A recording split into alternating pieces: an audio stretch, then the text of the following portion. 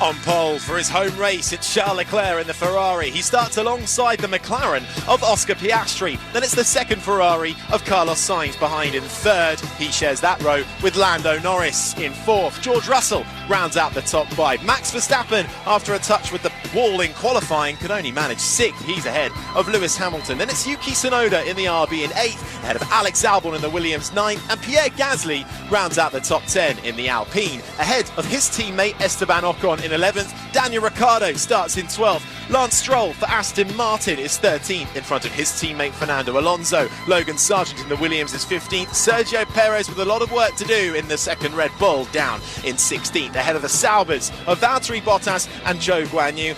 And after a disqualification in qualifying for a non-compliant rear wing element, it's Nico Hülkenberg and Kevin Magnussen, the two Hasses, starting 19th and 20th.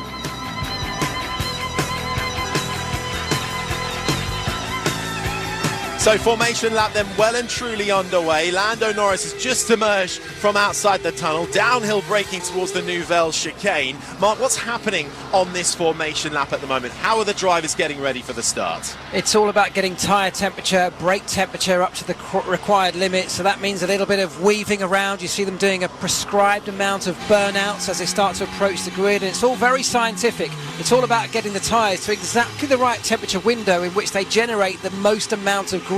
That's what you need off the start here, because the start is where most of the opportunities for making up places are. You need your car and driver to be in the best place possible.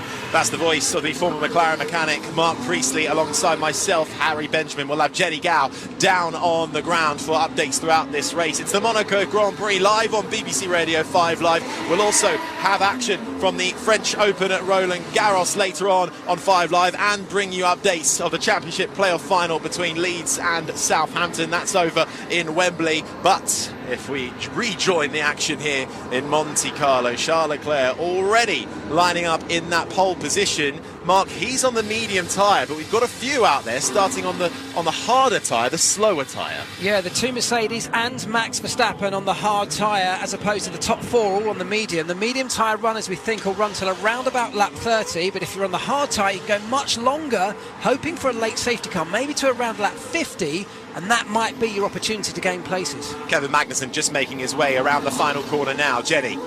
It should take about 20 seconds for the drivers to come in, change all four wheels and go back out again. But beware of the safety car and teams having to do that twice at the same time. That's called a double stack. Thanks, Jenny. Green flag will fly at the back of the pack. On pole position is the Ferrari of Charles Leclerc. Alongside him is Oscar Piastri in the McLaren. It's all ice to the lights and foot to the floor as we go racing in Monaco. And it's a good start from Charles Leclerc, who covers the racing line. Carlos Sainz slides down the inside of Piastri in the McLaren. Side by side, up through Sandoval, but Piastri holds on to second. Then it's Sainz, Lando Norris holding out into fourth. George Russell, the Mercedes, slots in behind. A nice clean start through Sandoval, uphill, but there's a Ferrari off. It looks like it's Carlos Sainz in the Ferrari who's come to a close right on the exit of Casino Square. He's locked up and gone straight. He hasn't hit the wall, but Sainz with problems. Leclerc leads. Sainz had a brake issue coming up the hill. I've got a feeling he might have had his brakes lock on. There was smoke coming out the car earlier on, so I think that's a problem rather than a driver error. But that looks like Carlos Sainz out of this race already. Oscar Piastri, though, is all over the back of Charles Leclerc coming out of the tunnel. Downhill braking through the Nouvelle chicane. You jink left, then you drink white, but it's an immediate slow. The red flag is out for Carlos Sainz's stricken Ferrari. They all immediately slow down. The race is over, and that's because it's not just Sainz. There has been a big shunt at the back of the field involving, I think, Sergio Perez in the Red Bull, who is out of his car, and the two Haas drivers who started right at the back of the pack in 19th and 20th. It's been a huge shunt. We haven't seen how it happened. There is debris, carbon fibre all over the track, and a Red Bull that is absolutely been ripped to shreds. The drivers are all out of their cars and out walking. Nico Hülkenberg just taking his time to get out of the cockpit, but he's there chatting with Perez. Magnussen is out of the car. They are all okay, but that is a heavy hit for not just both Haas cars, but for the Red Bull of Perez as well. That is a massive, massive shunt. The Red Bull is just sitting there with no wheels left on it. It's destroyed at the front end. The front nose is missing. All four wheels, they're pointing in the wrong direction, two of them. And we haven't yet seen it. We'll talk you through it, of course, as soon as we get the replay. But the important thing is that the drivers do appear to be safe. So hopefully we'll get a bit of a view of what happened. But that's towards the back of the field. Of course, that's a massive risk when you put yourself at the back in qualifying. You find yourself in these kind of situations. But for Perez, the weekend has just gone from bad to worse. The medical car already immediately on the scene as the marshals begin to get to work in extracting the three cars involved, which are Perez, Hülkenberg and Magnussen. Carlos Sainz, having initially got into third after some sort of smoke coming from what we think might have been his brakes, pulled off. He has made it back to the pits, and we've just seen how that huge shunt at the back happened. It was uphill, running towards Saint-Devote. All you see, uphill through Saint-Devote, uphill towards Casino Square, and you just see Sergio Perez sliding sideways. Then the rear end comes round backwards. He's collected by the cars around him, and that is a scary shunt. It's one of the highest speed sections of the racetrack. This is not a really high speed track, is it? But this is one of the fastest parts of it, and there's debris strewn absolutely everywhere. It's not going to be a quick clean-up. The marshals here in Monaco are very, very adept when it comes to taking cars away. Cranes are in position. In fact, they're already lifting away the first of those two Hasses. But the debris that's strewn across the racetrack is everywhere. It's massive, and it's going to take a while. But the teams now, with their drivers, everybody who made it through that, now back in the pits. A little bit of a moment to take a breath, get things reset and back under control, and then get the race underway. And interestingly, we were in a briefing, weren't we, Harry, this morning with McLaren's Andrea Stella. One of the questions that we put to him during that briefing was, what happens if there's an early red flag? Can you go all the way through this race on a set of hard tyres? And interestingly, his response was, I'm not really sure. It's one of those really big unknowns. It's a long way to go. The hard tyre will go a long way, but I guess if it doesn't work out, the one thing he says, if you go a long way on that hard tyre, the mediums that you started the race on potentially could be used to finish the race if all else fails. But it's an interesting strategic decision to be made now by all teams. He actually said he was going to go back and talk to his strategist about it, didn't he, Mark? Yeah. Now we're just having a little look at the replay of the start, and then it just cuts out from where the big incident happens, but it certainly feels like Perez might have got a tap from a car behind, and then he's simply just a passenger. Verstappen further up didn't get the best of starts. Hamilton and Russell edging him out, going through Saint-Devote. Uphill now, the two Haas cars are behind Perez, and is there going to be a contact between the Haas and the Red Bull? There is, between one of the Haas cars, who almost drags that Red Bull along before he hits the wall. It's the most innocuous of contacts, but it's such high speed, and it was wheel to wheel, and it just pitched Perez into an uncontrollable spin. And at that speed you hit the wall, of course, the consequences are massive. Carlos Sainz in that Ferrari, we're just seeing an onboard from his start. He got actually a really good start, got alongside the McLaren of Oscar Piastri. I think they may have even made a slight bit of contact as they came through Saint-Devote. They did. He got away with that, but as he climbed up the hill at massively high speed, we started to see smoke of what appeared to be coming from, there we go. So he's already locked the left front tyre in a place that's very unusual, and it may be that damage from the contact has been part of that. I wonder if that was a puncture, Mark, because his left front tyre was the one that touched Piastri's McLaren as they went through Saint-Devote, and then he locked his front left going into Massenet, the left at the top of the hill. So that suggests to me that there was something, the ride out there on the left-hand side wasn't right, so that would suggest to me a front puncture. On the Haas Perez collision, I think it was Magnussen that tagged the back of Perez. It was Magnussen's front left to Perez. I was just hearing the impact there. That's what's going on in the background of me talking. It was Magnussen. So he was behind Perez with his left front. Here we're getting an in-car shot here now, Harry. Talk us through it. This is Hülkenberg's car. So I think it was Magnussen's front left, Perez's rear right. Perez moved over on Magnussen, but it wasn't. It was just a racing incident, in my opinion. Here we go, Harry. So Perez is squeezing Magnussen, and then they just run out of room. And Hülkenberg is actually a bit of the innocent victim who gets collected on the rear. Are you okay, Nico? Damn it. That was unnecessary. Yeah.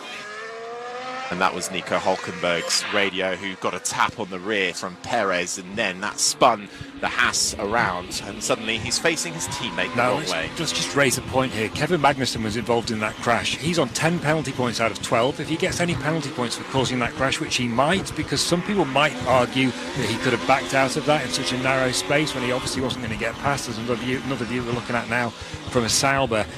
I'm not saying he necessarily will get points, but there's a real risk that he's going to get a race ban. I'll tell you what, Joe Guan Yu had the best view in the house for that crash, but had to ease right off the throttle and then negotiate the debris that was in front of him in the Sauber. This is the sound on board Kevin Magnussen. So he makes it through the right-hander. He's got Perez to his left. There is a small gap, but it's always going to close because it's not a straight run up towards Casino Square. There's slight twists and turns, and I'm not sure where Magnussen thought Perez was going to go there. Yeah, it's one of those slightly tricky ones. You always get a little bit of leniency from the stewards at the start of a Grand Prix, and I guess even more so at Monaco. But this wasn't quite the start. This wasn't the chaos of the start. This is right at the back of the field. Everyone actually is spaced out in front of them. So it may well be that they do look harshly on that from Kevin Magnussen's point of view. And as Andrew says, that will not be good for him moving forwards if a race ban is the next thing that happens. But massively disappointing for the Haas team that already had a disappointing afternoon on Saturday, having been disqualified from qualifying. Disappointing weekend for Perez as well, as I said earlier. It's just got worse too. Well, a big crash involving the Red Bull of Sergio Perez and the two Haas cars of Kevin Magnussen and Nico Hulkenberg, bringing out the red flag here in Monaco on lap 1 of the Grand Prix. All drivers are safe and okay and are walking back to the pit lane. All the other cars have made it back to the pits, and we look forward to get going with the racing once again soon while the marshals just clear up the track. We will get a restart. It will be a standing start, so it will be like a regular start we always have, Jenny. Absolutely. Nico Hulkenberg has just made his way back into the pits. Tell you what though, Sergio Perez, I've never seen a car actually be a passenger. Like, he had no control over that. He didn't know what was happening to him. He was just spinning around, and that was a really unusual incident with 3 cars. I mean, I know that space is narrow, but my word. So Magnussen and Hulkenberg have made their way back to the pit lane, and it's a split paddock here. So you've got the pit lane and the garages over on one side, and then as you wrap around the harbour, you've got the main engineering and hospitality areas along the other side of the dock. And Perez is slowly making his way back, but yeah, disaster. And bearing in mind, Perez, is his seat under threat? We maybe, and with oh my goodness me, who is the other driver? Come on, help me out here. Magnussen's future isn't safe as well. So 2 incidents that neither of those drivers would have wanted to be in. Yeah, absolutely. And then it's 3 cars out of this race. You're listening to the Monaco Grand Prix live coverage of the Formula One. For listeners on 5 Live, though, we can cross over to Aaron Paul, who's at Wembley, the playoff final, Leeds versus Southampton.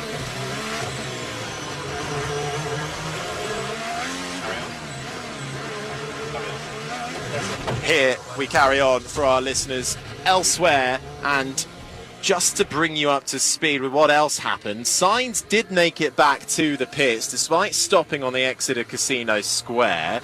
Esteban Ocon got a rather hefty hit during that lap in the Alpine from his teammate Pierre Gasly. What did he do? What did he do? What did he try to attack? Red flag. Gosh.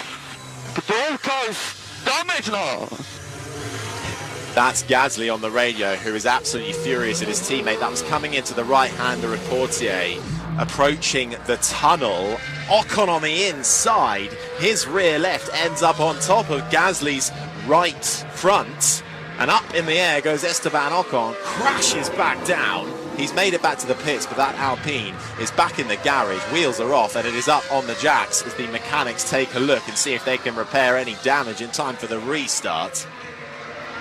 And 2 teammates coming together, especially starting just on the fringes of the top 10. Points up for grabs for Alpine, and that is something they don't want to happen.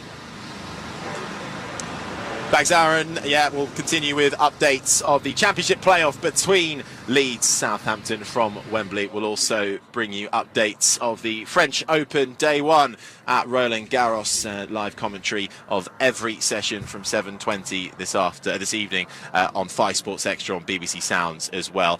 Back here in Monaco, though, for the Monaco Grand Prix, round 8 of the Formula 1 Championship. We are under red flag conditions, which means the race has been stopped. That was after an incident between Sergio Perez in the Red Bull and the 2 Haas drivers of Nico Hülkenberg and Kevin Magnussen. A rather big incident, all 3 drivers out of their car and safely away from the scene. But there is a big clean-up job to be done, isn't there, Mark? The barriers have taken a beating. The marshals are doing a brilliant job of trying to clear the track of the carbon fibre debris that is strewn across the run-up from Saint-Devote towards Casino Square. But drivers are out of their cars and back in their garages, so I suspect this might be a little bit of a wait.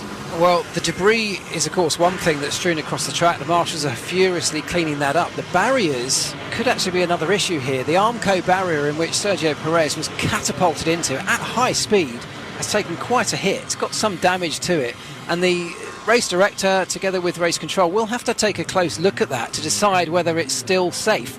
Those barriers are very specifically designed to be able to absorb impacts, which of course it did in that situation.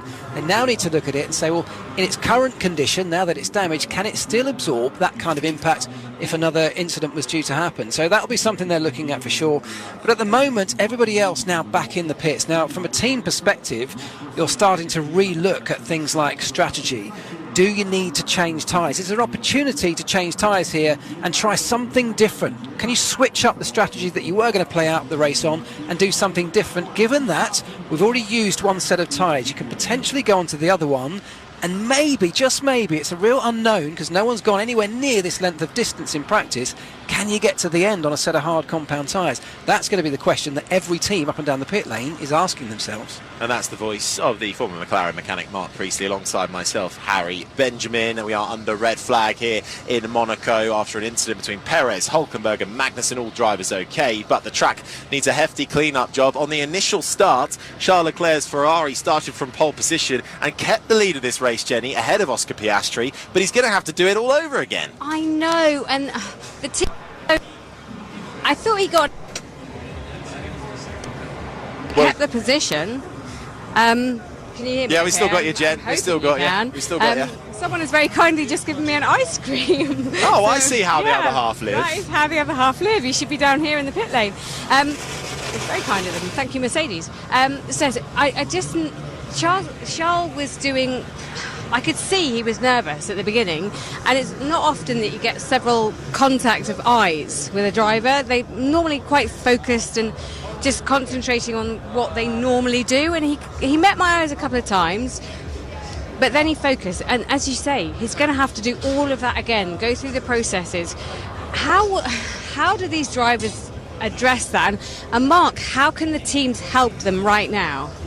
Well, from a team perspective, what you're doing is trying to take away any distractions from a driver. So the driver will have their own trainer there, of course, that's looking after them, making sure they've got drinks, they're hydrated, they're keeping cool. But the mechanics are trying to do the same thing. They're trying to make sure that there's nothing there that might get into the driver's head in terms of a distraction. It's all about focus around this racetrack, because we talked earlier about how much precision is involved in getting these cars so close to the barriers. You've got to make sure the driver is in the most relaxed state possible, and that means just doing everything around him to make sure there's nothing for him to worry about. That's what everyone's trying to do right now. The engineers are trying to talk to them in a really calm, controlled voice so that no panic is induced. But if you're Charles Leclerc, what you have just lost with the next phase of this race when we get going again is you've lost your rear gunner. We talked about how important that could be, because Carlos Sainz, who suffered what we think is a puncture, although he's made it back to the pit lane with everyone else, he's now right at the back of the field with just the Sauber of Zhou Guanyu behind him. So he's no longer a player at the front end of this race. That means that the 2 McLarens who now line up behind Charles Leclerc, certainly in a strategic sense, are perhaps a little bit better placed. What will be interesting is to see the exact order for the race restart, where they take it from. There are timing lines around the track, and where the red flag came out initially, or will they try and reset it to the initial starting grid? Because obviously Carlos Sainz well out of position now, but you also had the likes of Esteban Ocon taking big damage now in the garage. Will he even make the restart? I don't think they can reset the grid to what it was originally, of course. They'd gone through the first timing sector on the racetrack. That's normally the point that the race director would say, look, we've got a race is underway. If you haven't made it through the first timing sector, they can always say, well, the race hasn't really started, we can go again. I think as it is now, they're going to have to figure out the order at the point the red flag came out, which will mean Carlos Sainz is right down the back and the two McLarens will line up second and third behind the Ferrari. Well, the sun's still blazing across this principality, one of the shortest circuits on the calendar, 3.3 kilometres, just over 2 miles, 19 turns, 8 to the left and 11 to the right, as the remaining cars in this race have all made it to the pits. We're under red flag conditions, so all the drivers are out of their cars and watching from their garages. Lando Norris with his headphones on, back with the team in the engineering area of the garage, just watching the TV screens and wondering when we'll get this race back going. The incident that we mentioned about Pierre Gasly and Esteban Ocon, that was coming through the right-hander of Fortier. Ocon on the inside and ended up going over his teammate Pierre Gasly, and Ocon crashing back down to the ground. Well, that has been noted by race control. Pierre Gasly certainly voicing his frustrations at that. Two teammates colliding on lap 1 is certainly not what you want. And Ocon's car, last time we saw that, was up on the jacks, no front wing, no tyres, back in his garage. So we'll see if Ocon can make it back out again. It's your worst nightmare as a team, isn't it? Your two drivers colliding into each other. I mean, it's one thing when it happens with an opponent, but when it's your own teammate, that really is the worst thing. They'll be having serious words with each other, I've no doubt, and the team will have to step in and keep that under control. But just to clarify what I was talking about with this potential strategy that's now in front of us with a restart coming, the regulations, of course, in Formula One do mandate that every driver has to use 2 types of tyre in any Grand Prix. So that means that we always have to have at least 1 pit stop.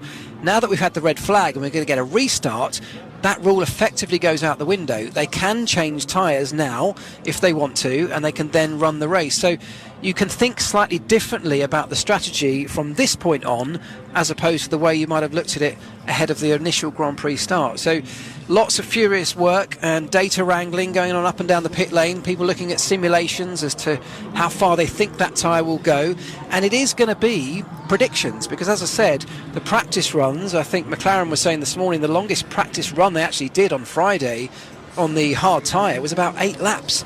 Of course, we've still got around 70, what have we done, 1, so it's 77 laps still to go if anyone wants to try and think about trying to make it to the end. So there's a long way to go, and a lot of that is a bit of an unknown. So we have had confirmation of the restart order from race control. Charles Leclerc will be on pole position alongside Oscar Piastri. That's how it was. And the good news for Carlos Sainz is, despite his issues, perhaps a puncture, he will be able to restart this race from third ahead of Norris and Russell. Jenny.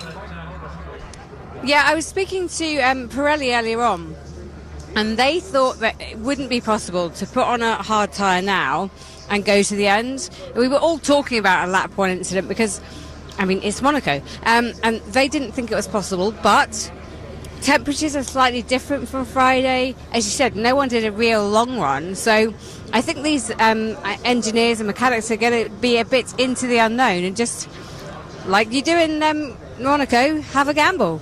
Yeah, the thing is, Jenny, that you know, on any other racetrack and on any other day, there is no way this hard time makes it to the end of this Grand Prix with any kind of performance left in it. But given that this is Monaco, it's not really all about outright performance, it's about track position. So if you can get your way to a good slot, if you can find your way to the front, if you're Charles Leclerc, get away and lead the opening laps. If you can stay there, even if your tyre has lost a huge amount of performance, you can drive in such a way that you make your car very, very wide, very difficult to overtake. And perhaps you can compensate for that lack of performance by just placing your car in a sort of strategic way. So it's not kind of the same calculations that you might make at a normal racetrack when you're trying to look at strategy here in Monaco. You're listening to live coverage of the Monaco Grand Prix, round 8 of 24 in the Formula One World Championship. Charles Leclerc, the Monegasque on home soil, got away cleanly from pole position for Ferrari, but The red flags came out almost immediately after a lap 1 3-car collision between the two Haas drivers of Nico Hülkenberg and Kevin Magnussen and the Red Bull of Sergio Perez. Big damage on all 3 cars, particularly the Red Bull, but all 3 drivers safe and out of their cars. The clean-up job has been commencing over the last few minutes as the rest of the cars make their way back to the pit lane and await time for the restart, which will be a standing start, so it will be another initial getaway. Carlos Sainz also picked up a puncture, did drop back initially through the fields, but he's one out because the restart order has just been released by the FIA and race control. He will get 3rd place back, so he will start right behind Piastri and Leclerc, as was his initial grid spot. Jenny, do you think that's right? That seems to me a peculiarity of this sport. How can Carlos Sainz now start P3? I mean, he's got all the luck in the world today. It does seem odd. I was convinced they'd gone through the first timing sector before the red flags came out, but I'm guessing it must have just been on the cusp and maybe it didn't. But yeah, Carlos Sainz has got away with that. If it was just a puncher, which it looks like it probably was, after slight contact with Oscar Piastri, they've now had the chance, of course, now back in the pits, because he made his way all the way back, to change that tyre, to have a look at any potential damage, and he may well just get to go again from right up there in 3rd place. So if this is the way that it plays out, it's a massive stroke of luck for Carlos Sainz and for Ferrari, because everything I just said about teammates helping each other out and Ferrari losing that option, well, they may well have just got it back. And what about Alpine? I heard from a couple of engineers down there that they thought there could be some tension between these drivers. We know they're not the best of friends. They've openly admitted that, Ocon and Gasly. But contact on the first lap of Monaco, what? And then they're going to have to do it again if they can get the cars fixed. So that seems like a management issue. They're going to have to sit down and talk about it and try and work this out. It's a management headache for sure for team Yeah, principal exactly. Bruno Faman. The both cars surprised everybody in qualifying, I think, and actually Pierre Gasly was looking for a lap time that would have put him 8th on the grid initially. In the end, he started down in 10th on the initial restart, and he'll get that again as well. But there is trouble in the Alpine camp between the 2 drivers, perhaps not quite playing the team game to the full extent that they can do. They'll get another bite at the cherry, we think, but we're still waiting to see what is going on with Ocon's car. In fact, it's back in his garage, and there is a lot of work still being done on that Alpine. The other Alpine of Pierre Gasly is sitting in the pit lane, umbrella covering the cockpit. Not too much fuss going around the number 10 Alpine car, so safe to think that Pierre Gasly might have gotten away with the contact, Ocon not so much. This will be the order of the race restart, just to reiterate that to you. Charles Leclerc from pole position, alongside him will be the McLaren of Oscar Piastri. Carlos Sainz will get 3rd in front of McLaren of Lando Norris. Russell rounds out the top 5. Max Verstappen will once again start down in 6th in front of Lewis Hamilton. Yuki Tsunoda in 8th, that was where he started initially, so too for Albon, and Gasly the top 10. Then it's Ocon, Ricciardo, Stroll, Alonso from 14th, Sargent from 15th. Just that noise in the background is just a replay. They're running of Perez's incident at the start of the race, and at the back will be the 2 Saubers of Bottas and Zhou Guanyu. Interestingly, we had the discussion about Kevin Magnussen's penalty points. He's on 10 at the moment, and much like a driver's licence in the UK, if you get 12, you get a ban, a 1 race ban in Formula 1. Kevin Magnussen very close to that, the incident being investigated, but to Kevin Magnussen and Haas's relief, that now has no further action against it. So I believe that's he's got away with that one. I think that's a different incident. They're talking about a Turn 1 incident, which I think was the contact between Carlos Sainz and Oscar Piastri, which did look like it then caused a puncture for Sainz, because all the way up the hill, I've just been seeing an onboard from behind him. His car was squatted down, sparks rising from underneath the car as it sat low with a flat tyre all the way up that hill, and at that point he wasn't able to brake, and that's where we lost him from the first part of that race. But I think because that red flag did come out just before the timing line at the end of Sector 1, Carlos Sainz has just got away with it. I can't quite see the line because we didn't get it run all the way through on the replay, but I think Carlos Sainz has got away with that by a matter of metres before that timing line, and therefore they go back to the original start order. Just seen that replay again of that lap 1 incident, and even the medical car was just lucky to miss a rolling tyre. Zhou Guanyu had to really squeeze round the outside of the medical car and the Red Bull of the Sergio Perez car. And once again, we hear the sounds of Kevin Magnussen making his way around to that incident. Confirmation from the FIA and race control that the race restart will be happening at 15:44 local time. So in about 14 minutes, we'll get this race back underway with Charles Leclerc starting on pole position. Initially, he made a good getaway, and actually, I thought Piastri was coming under quite a lot of pressure from Carlos Sainz. They did get side by side, as you mentioned. They was the briefest of contacts coming through turn 1. In the end, Piastri won out. The more I see replays of that incident, Harry, the more I think Kevin Magnussen's in real trouble here. Yes, or could be. Well, they haven't on our timing screens. They haven't explicitly said what that lap 1, turn 1 incident refers that isn't turn to. 1. That was going up the hill. Massenet is turn 3, so that'll be turn 1 is Saint-Devote. That's Mark's absolutely right. Goodness me, that Alpine crash is big, isn't it?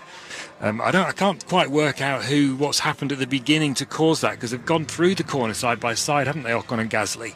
And Ocon's on the inside and in front, and Gasly's on the outside. But Gasly seemed to be blaming Ocon somehow.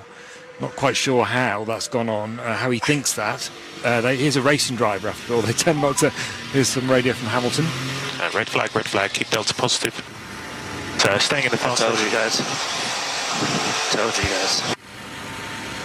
I told you guys. Lewis Hamilton responds on the radio to his engineer, Pete Bonington. What do you think that refers to? I told you there was going to be a red flag? I wonder if that's about his decision to start on the hard tyre, because that noise in the background is the barriers being repaired with some large hammers.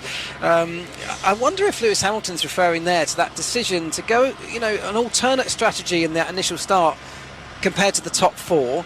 So the sort of more obvious strategy was to start on the medium tyre, which gives you an optimum start, that great opportunity to make positions up when everyone's bunched up, before then going onto the hard tyre later in the race. But Lewis Hamilton and his teammate George Russell opted to start on the slightly slower, harder tyre, which will allow you to go much longer into the race. Now, I wonder if Lewis Hamilton suggested in the briefings this morning and the strategy meetings, well, there's a high chance of an early safety car. We get it very frequently here, and if we do that, we've already used the hard tyre, which is going to go the long way into this race. Of course, if Lewis Hamilton puts the hard tyre on again right now, he absolutely has to make that pit stop to change into the medium tyre, because he won't have used it at all. So I wonder if that's what he was on about. Red flag conditions here in Monaco for the 8th round of the Formula 1 World Championship. Charles Leclerc started on pole for Ferrari, but got away cleanly with Oscar Piastri in the McLaren right behind him. But the red flag's out almost immediately after a lap 1 3-car contact between the Hasses of Nico Hülkenberg and Kevin Magnussen and the Red Bull of Sergio Perez. Further back at the back was a really big incident on the run-up from Saint-Devote towards Casino Square. All drivers have been have gotten out of their car and are fine. That brought out the red flag while we clean up the racetrack and repair the barriers. We will get a restart at 15:44 local time. So Jenny Gow, Charles Leclerc's going to have to do it all over again, but some have lucked out in the form of Carlos Sainz after he initially picked up a puncture that dropped into the back of the field. He gets to rejoin this race from 3rd. Absolutely. McLaren, they picked up some damage to Oscar Piastri's car, started in P2, so they're just working on that. It's damage to the floor and side pods.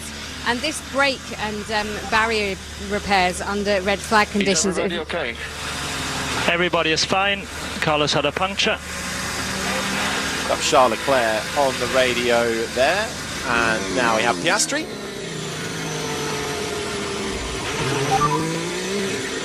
Check the floor on the right side.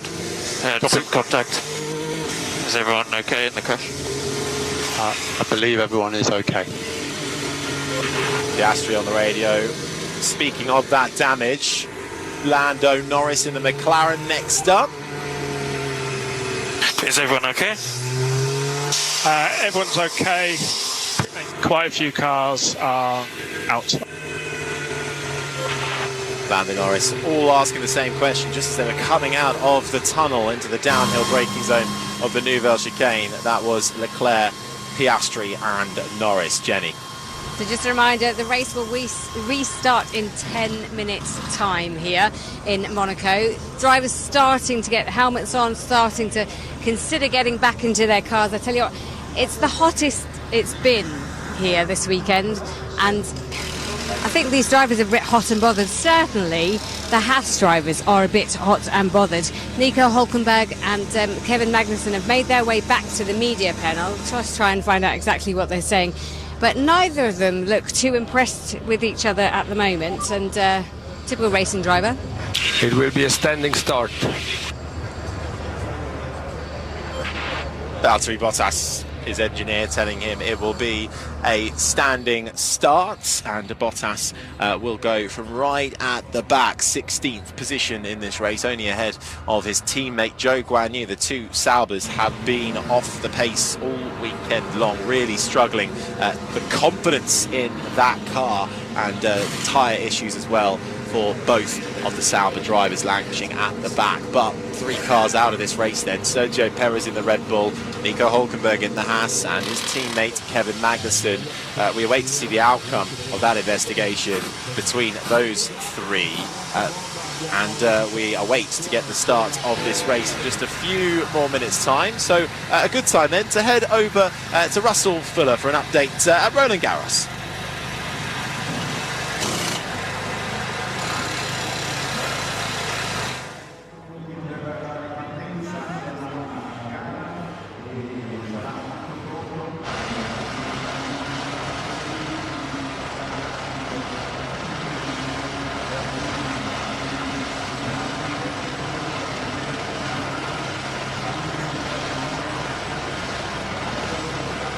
Thanks, Russell. Live coverage of the French Open at Roland Garros continuing across 5 Live later this afternoon. Back here in Monaco, the sunshine is out. The harbour is stacked full of the super yachts, and the grandstands are full. So too are the balconies of the residents who get a pretty decent view from their homes over this Monte Carlo circuit. Currently under red flag conditions. We will be getting this race underway in a few minutes' time. 15:44 local, and Charles Leclerc will start on pole position. Alongside him will be the McLaren of Oscar Piastri. A couple of incidents that built up to the red flag ultimately. One of them was between the two Alpines, Pierre Gasly and Esteban Ocon, coming into the right-hander of Portier as you approach the tunnel. That investigation, well, that is now under investigation, Mark. How do you read it, just of what we've seen so far? It's quite a strange one, obviously between two teammates, which from their perspective is an absolute nightmare, but it's a difficult one to read actually. We've only seen one angle of it, and we only really caught the end of the incident, but it was Ocon slightly behind, and it was the right front of Esteban Ocon who clipped the left rear of Pierre Gasly, but the car leapt so far up into the air that when it came down, the suspension looked like it was destroyed on Gasly's car. I'm not exactly sure how much they've been able to do with that car back in the pits. We'll find out very shortly. But yeah, it's an unfortunate incident, and I'm still struggling to work out really in my head exactly how it happened. They're obviously racing each other for position, as they're entitled to do, but it was one that in fact Gasly now back in his car and looking to take the restart. So they may well get away with it, certainly on the side of Gasly. But there'll be conversations and investigations that will be happening afterwards, and I'm sure they'll be quite intense. A glance out of the commentary box window and I can still only see Pierre Gasly's Alpine sitting in the pit lane. No Esteban Ocon car for the time being. Still a lot of action going on outside of Ocon's garage. It's actually just obscured by a rather large, well, I think it's part of the pit wall gantry in the middle of the garage, so we can't quite see Ocon's side of the garage. Gasly is the one closer to us, so we'll bring you updates on that as and when we can. So race restart then for the Monaco Grand Prix. Charles Leclerc, Oscar Piastri, Carlos Sainz will once again be the top three. Norris, Russell the top five, Verstappen 6th, Hamilton 7th, Tsunoda, Albon, Gasly the top 10, so he will live to fight another day after that incident with Ocon. What's interesting, Harry, here is that we've had an indication that the Ocon-Gasly incident, which didn't cause the red flag because they just carried on, is under investigation by the stewards. We've had no indication yet on the timing screens that the big incident between Perez, Magnussen and Hülkenberg, which did cause the red flag, is under investigation yet, which I find really quite surprising. They investigate the tiniest of incidents in Formula 1. For example, they've already looked at the Piastri Sainz collision, which was very light at the first corner. I don't know why they're not saying that they're investigating that one between Perez, Hülkenberg and Magnussen. It seems completely odd. But I can only imagine that they're just, I don't know what they're doing, maybe they're having a cup of tea in the steward's office, getting themselves ready for the restart. But there's got to be an investigation, surely. They could send a few cappuccinos our way as well. That'd be delightful. Still nothing glaring on our timing screens on that front. 17 cars looking like they will take the restart, with an asterisk next to Esteban Ocon's name for the time being. No Sergio Perez, he is out of this race, made it back to the garage, already chatting away with Christian Horner. Both Nico Hülkenberg and Kevin Magnussen of Haas have been speaking to the media. They will not be taking part in the restart after that big shunt. And for a Haas team who are up against the likes of RB, who have one car already in the top 10, that'll be a big blow for them. Jenny? Yes, absolutely. As you say, Kevin Magnussen and Nico Hülkenberg have both made their way to the media pen. Neither of them particularly happy. In fact, Hülkenberg was just aside from the pen with his managers, just talking through things. And they do have to compose themselves before they come and talk to us, because they don't want to say the wrong thing, but their emotions are running high. Kevin Magnussen saying that he didn't think he did anything wrong. There was nothing that he could do in that moment. In hindsight, looking back at the crash, he thought maybe he could have slowed. But at that time, that exact time when they were in the cars going up the hill, there was very little he could do. He just walked past me, actually. And he doesn't look too blue, because honestly he doesn't think there was anything he could have done differently. And he was asked if there was any kind of worry about getting more points on his licence, which could see him lose a race and be disqualified for it. From having too many points on his licence, you get 12 and then you have a strike. And he said no, what could I have done that was different? So yeah, he stands by him, but I think that's usual for a driver. Well, we'll wait to see if that one gets any kind of investigation and any kind of outcome. Still nothing popping up on our timing screens, but those on the boats and the super yachts don't seem to be too down about the fact there isn't any racing, dancing away to the tunes and enjoying life in Monaco, I'm sure, whereas just a few metres north of them in the pit lane, some very serious faces getting ready for the restart. And they're going to get that restart in around 2 minutes time. What will happen is the cars will file out of the pit lane, which is where they're all currently lined up in the fast lane. Drivers now all strapped in, tyre warmers on, mechanics standing to their sides of the cars ready to release them. And what will happen is they'll leave the pit lane, they'll sort out the order, which has now been decided by the FIA, and they will get out onto the grid, having done one warm-up and green flag lap. At the point they get onto the grid, that will be the restart of this race. We've just seen Esteban Ocon walking towards the media pen down the pit lane in his jeans and team sweatshirt, so we know that he's him in the car imminently. Yeah, he's not taking the restart in that car. I'll tell you what as well, he was talking to the PR handler, he looked properly cross. The way he was talking to him, so I mean, unsurprisingly, he'll think he isn't at fault. As Mark was saying earlier, we still haven't seen enough replays to be able to make a definitive judgment on that one. Yeah, I don't envy the PR man down at Alpine, James, at this moment in time. Jenny? Yes, I have heard that there will be no further investigation. That's why it isn't coming up on your screens. It hasn't been noted, because there will be no investigation into the crash between the two Haas cars and Perez. That's what my sources say. Interesting. Okay, well, thank you, Jenny Gow, for that update. We are moments away then from the restart of the Monaco Grand Prix. Up in the commentary boxes, myself, Harry Benjamin. Alongside me is the former McLaren mechanic Mark Priestley, and also the BBC F1 correspondent Andrew Benson. The sun glinting off of Carlos Sainz's visor, tilted up on his helmet, not yet ready to close it as he waits at the end of the pit lane. He had a suspected puncture. We did have a puncture right at the start of this race that saw him slam on the brakes on the exit of Casino Square and have to watch the entire field go by. But he's got a little bit lucky with the red flag, made it back to the pits, and in the restart order dictated by the FIA and race control, he will be able to restart from his initial grid position of third behind Oscar Piastri and his teammate Charles Leclerc. And as suspected, those front four drivers who started the race initially on the medium tyre, now switching to the hard tyre to take the restart. That means they will have used both types of tyre.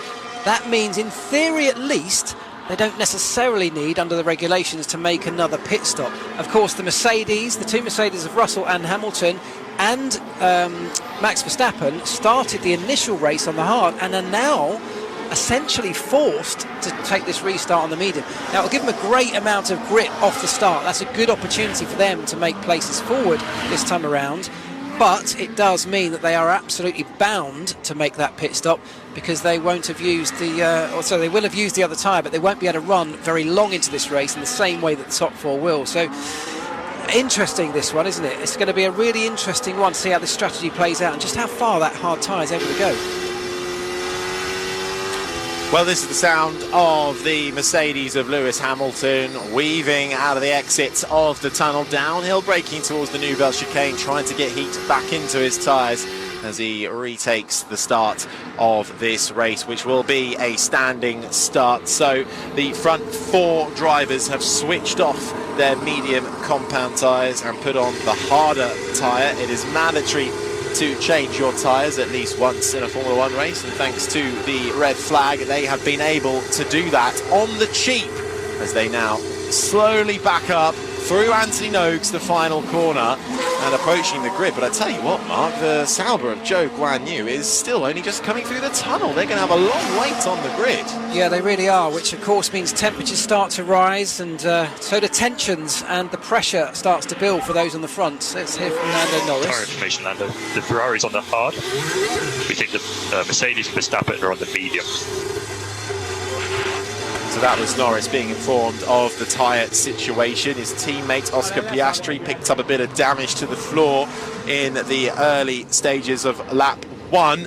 Will take this race from second place. Charles Leclerc already lined up and waiting an age, it will seem, on the front row of this race on pole position.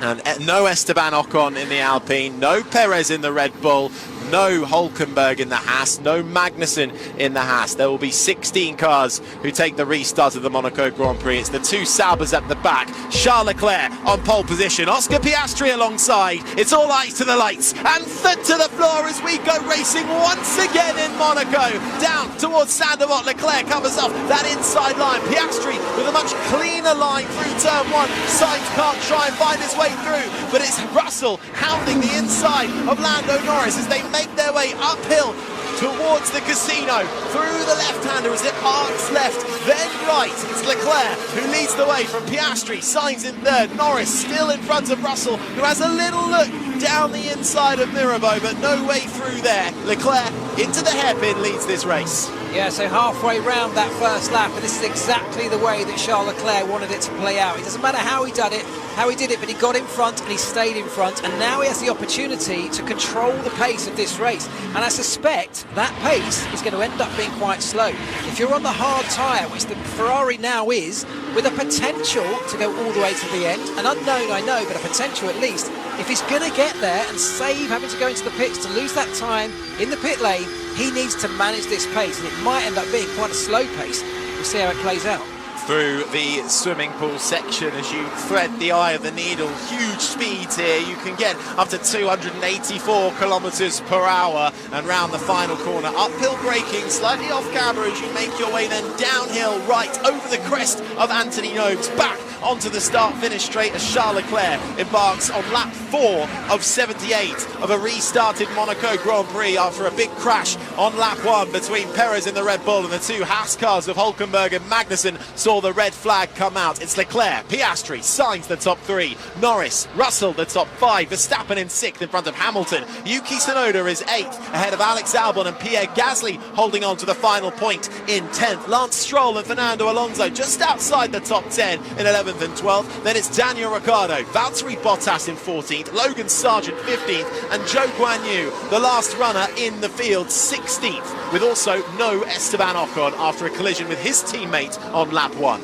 Yeah, so decent start for both the Ferraris and both the McLarens. Not a lot between them. Charles Leclerc leads the way. He's got about a second gap at the moment over Oscar Piastri in second. And important because DRS is, of course, now enabled at the end of what is effectively lap 1 of the race. After the restart, 1 lap after the cars get going, that DRS is enabled, allowing the drivers to open that flap in the rear wing. They're within 1 second of the car in front at the detection point. It's only a short DRS zone here, and even with it, just overtaking is tricky to do. Charles Leclerc, though, currently in the hot seat.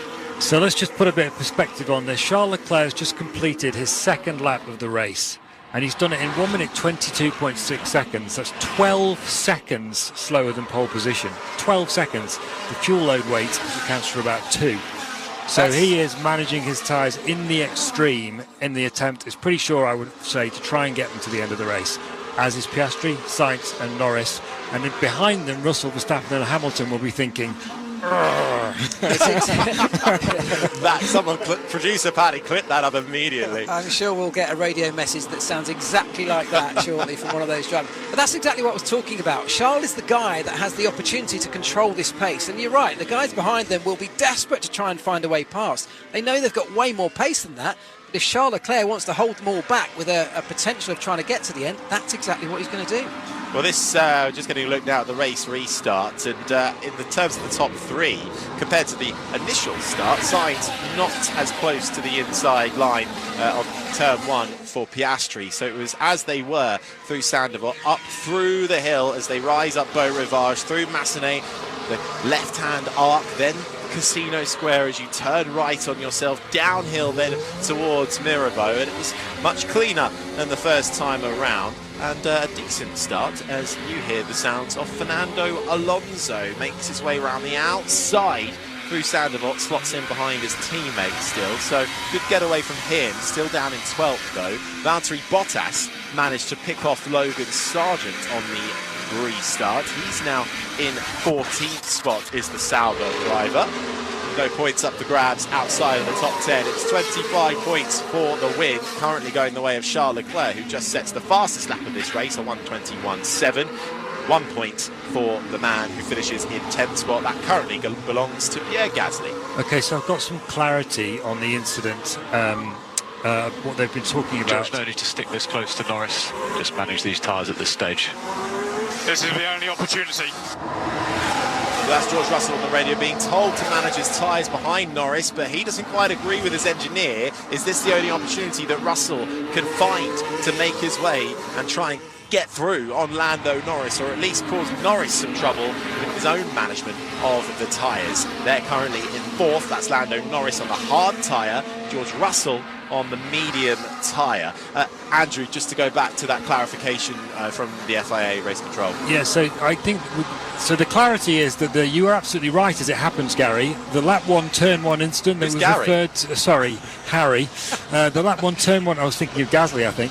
The lap 1, turn 1 incident that was referred to on the timing screen as being under investigation and no further action, that was the Perez crash. Ah, right. So, and now they've clarified. I might point out to the FIA, by the way, that wasn't at turn 1, but anyway, that's just maybe just nitpicking. But now they're saying that they've referred to the lap 1 incident between Sainz and Piastri has been noted as causing a collision. Now, I don't see how they can penalise Sainz and Piastri for that if they haven't penalised anyone out of that huge pile up the hill. But anyway, so that's what's happened there. It's not that they're not investigating it, it's that they have investigated it and they've decided it's all okay. That's another bit to clip up, producer Paddy. Andrew Benson saying I was right. Piastri on the radio. See the impact of the damage. It looks like the aero balance is sensible at least. That was Oscar Piastri's radio talking about the aero balance seeming okay. Piastri 6/10 behind Charles Leclerc. He's got Carlos Sainz for company. It's lap 7 of 78 of the Monaco Grand Prix. Leclerc leads. Piastri and Sainz battling it out behind in 2nd and 3rd. Norris 4th, still in front of Russell. Verstappen is 6th. Hamilton, Tsunoda, Albon and Gasly the top 10.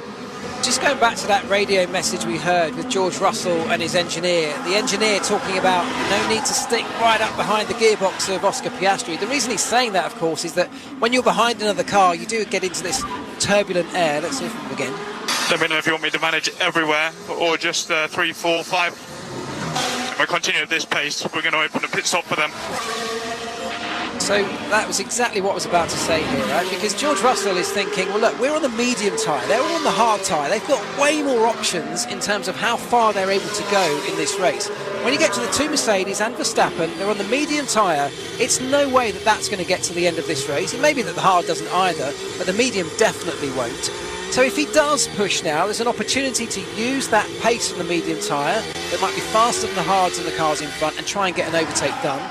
But if he doesn't do that, if he manages his pace and drops back, that's exactly what his engineer just said. He's going to open up a gap which will potentially form a pit stop window for the cars at the front. So if Charles Leclerc did want to make, or did need to make a pit stop, he might be able to drop back into that gap that George Russell is opening up because he's dropping back from Lando Norris.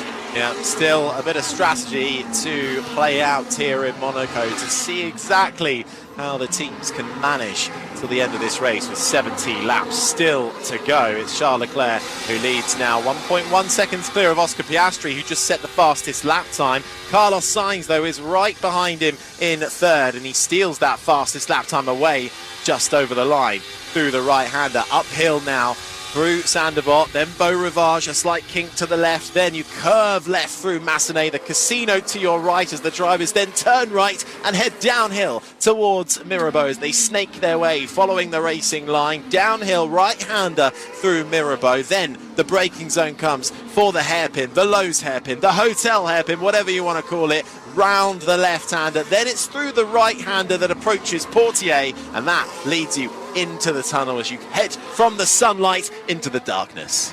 So we've got a slight breakaway group now with the top three. Lando Norris just about hanging on to the back of that, but a little bit of a gap forming around a second or so, second and a half, and then behind that an even bigger gap now opening up with Russell listening to his engineer and just managing that medium tyre. Of course, he can't push for very long with that tyre before the performance all but drops away, and he's forced to come in for the pit stop that the others may not need to make. So I think what's happening here is Mercedes and potentially Verstappen as well have found themselves in a particularly tricky situation, given that that red flag happened and kind of cost them the first type of strategy they put themselves on. It's cost them dearly, I think, in the end here.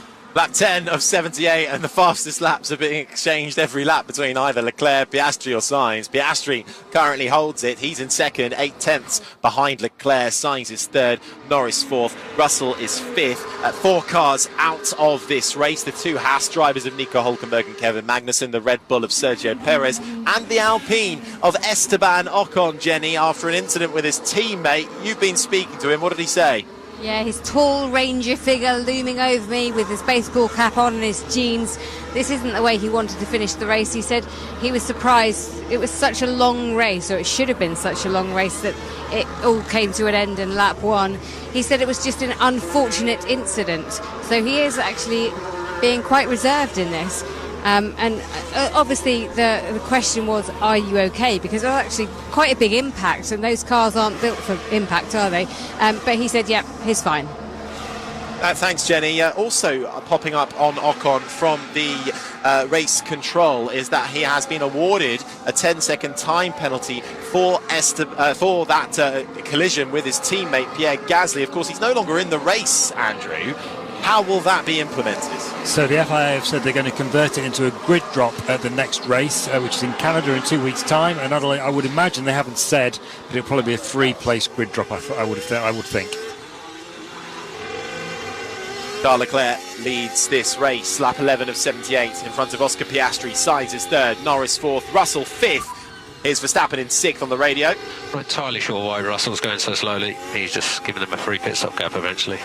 So, yeah, keep it there for the moment. Max Verstappen's engineer Jean-Pierre Lambayeси as management in the form of tyres and pace very much happening up and down the field here in Monaco at the moment. But for the time being, let's head to Wembley for an update on the Championship playoff final. Leeds, Southampton, Aaron Paul. Carrying on here in Monaco while the updates take place, and it really is going to be a race of tyre management and pace management, isn't it, in terms of gaps throughout the field? It is, and you know, I find this really strange that Russell's doing what he's doing here, his engineer telling him to manage those tyres, because I can't see a way in which that Mercedes strategy works out in terms of giving them any opportunities to move forward. I can't help but feel they're going to drop back when they inevitably have to make their pit stop. What's really frustrating is for the next of the hard compound runners behind the three mediums of Russell, Verstappen and Hamilton is Tsunoda. Now Tsunoda wants to get on with this race because he can go way more deeper into this race, but he's being held up, as everyone else is, by George Russell. So a curious strategy, and it really is going to be a difficult one. I recommend about 3 seconds in the pocket here. Just tootling around currently. So, George, at this stage, we gain nothing from driving faster. He's right. Hey, fam. He gets nothing from going faster, but I don't think he gets anything from doing this either. I think this is a really, really odd one, and I think what's going to happen here, he gives an opportunity to Charles Leclerc in a minute. George Russell, 6.8 seconds at the moment behind Lando Norris on lap 12 of 78. Aaron Paul at Wembley giving us updates on the Championship playoff final that's happening. Leeds, Southampton will continue giving you updates across 5 Live. Also, the French Open at Roland Garros underway, and we'll bring you ball-by-ball commentary from that later on 5 Sports Extra, and updates throughout the race this afternoon. Charles Leclerc leads here in Monaco, ahead of the McLaren of Piastri. Sainz is third, Norris, Russell, Verstappen 6th, Hamilton, Tsunoda, Albon and Gasly in 10th. But Andrew Benson, the BBC F1 correspondent, everyone behind George Russell is going to be a little bit frustrated. Yeah, I'm just trying to think this one through, Harry. This confusion about why Russell is going so slowly compared to the 4 guys in front of him who don't have to stop, we think. I can only imagine that Mercedes are thinking, well, we're stuffed. We cannot beat those 4 guys ahead. It's not possible because they can run long on the hard tyre. We're going to have to stop before them no matter what on the medium tyre. So we're always going to be behind them. So he's thinking, right, how can I maximise my race apart from those 4? And that'll be what it'll be about. I don't know exactly how that's going to play out, but I can only imagine that's what it's for. Yeah, it's frustrating for the 2 Mercedes drivers then to even be in this position. Russell is 5th, Verstappen is a couple of seconds back from Russell in 6th, then comes Hamilton in 7th, and they're holding up. Well, I'm sure Yuki Tsunoda would be liking to get a little bit of a hurry on and getting away from Alex Albon, who is in 9th. Then it's Pierre Gasly, lap 13 of 78. Let's check in with Jenny Gow. Yeah, just a little bit of thinking about the tyres. So if you started on a medium tyre or on the restart, you should be able to get about 24 to 30 laps on that. That's what Pirelli were estimating. So we need to work out exactly when they're going to stop. Obviously the hard tyres, they're going to try and make it go to the end, but with such limited tyre runs on Friday of the long runs, really hard to know how it's going to play out. I think what George Russell, just to pick up on what Andrew was saying earlier on, of course he is trying to maximise his own race, and if they push to try and stick to the back of the top 4, what of course they're going to do is burn through those medium tyres and be forced into a pit stop earlier than they might want to. The complication with that in Monaco is that if there is another safety car, and there's a very high chance of that around here, if there's a safety car, that's the opportunity to get a slightly cheap pit stop. And if Mercedes have had to go early, of course they limit the amount of options they got for that safety car to fall at the time when they need the pit stop. So by running longer, even though it's going way slower, they're sort of maximising that opportunity. By consequence, they are opening up opportunities for Leclerc, and of course once they do finally make their pit stops, the guys behind have still saved a huge amount of tyre life as well, and will be able to run way deeper and much faster, I suspect, into this race. So I don't actually think there's a way for Mercedes to turn this into something positive. Whereas the top 3 drivers in this race, Charles Leclerc in the Ferrari, Oscar Piastri in the McLaren and Carlos Sainz in the Ferrari, so too Lando Norris, who's only another second back from Sainz, are toe-to-toe coming through the final sector, but they can't make a move. Leclerc about half a second in front of Piastri. Sainz looks like he was hounding Piastri coming down towards the Nouvelle Chicane. They're now making their way up through Saint-Devote, Beau Rivage, and the left-hand arc of Massenet that takes you to the right-hand side of the Casino Square. The problem that Oscar Piastri has is that there isn't really too much in the way of strategy that he can throw in here to try and make something work for him. Because if Charles Leclerc can manage his tyres effectively, which he's trying to do now by limiting the pace, if he can get to the end, Piastri of course has to mirror that strategy. He can't do anything else. He can't stop for a pit stop. He'd lose track position and that would be absolute suicide. So he's kind of stuck here, and it all really depends on whether the tyres on Charles Leclerc's Ferrari destroy themselves or go through graining phases, deteriorate to the point where he's really losing so much grip that Piastri might see an opportunity. But I suspect they're both in a very similar position. It's often the thing that plays out here at Monaco, isn't it? We get 2 or 3 cars in the same space on the racetrack, but they can't afford to offset strategy. They have to be on the same one. Just to bring you an update in the world of cricket, the second one-day international England-Pakistan has been called off due to bad weather, so that will not be happening. Just bring you updates of that across BBC Radio 5 Live. We'll also have updates from the Championship Playoff Final, Leeds Southampton ongoing at Wembley, and the French Open at Roland Garros Day 1 getting underway. Weather here though in Monaco, well, there isn't a cloud in the sky. Well, there are, but they're nice white wispy clouds. Blue sky, sunshine, and the grandstands are absolutely packed to the brim. The hospitality units are overflowing with champagne, and the Monaco harbour has a super yacht everywhere you look. It's lap 16 of 78. Charles Leclerc leads Oscar Piastri. Carlos Sainz is third in front of Lando Norris. George Russell, the top 5 in a race that was red flagged in lap 1 for a big incident between Perez in the Red Bull and the 2 Haas drivers of Hülkenberg and Magnussen. The top 3 in this race still very much toe to toe as they peel out of the Nouvelle chicane towards the left-hander of Tabac. Leclerc, then Piastri, then Sainz. So that's the first pit stop we've seen, a scheduled pit stop, and it was from Valtteri Bottas. Now, he was also running on that medium tyre, a very early stop for a medium tyre runner. It's lap 16 out of 78 that we're on at the moment. We think we could have gone a little bit longer, but is that a sign that the medium tyre is really not lasting very long, even at this relatively slow pace? So, just an update on the tyres again. So, as we've discussed before, it's all about can the hards go to the end of the race without the 4 guys at the front, Leclerc, Piastri, Sainz and Norris, stopping again. Now, Pirelli's predictions said that the hard could last 65 laps. The race is only 78 laps long. Pirelli are normally a bit conservative about their tyres. The teams always feel confident that they can go longer than Pirelli say they can.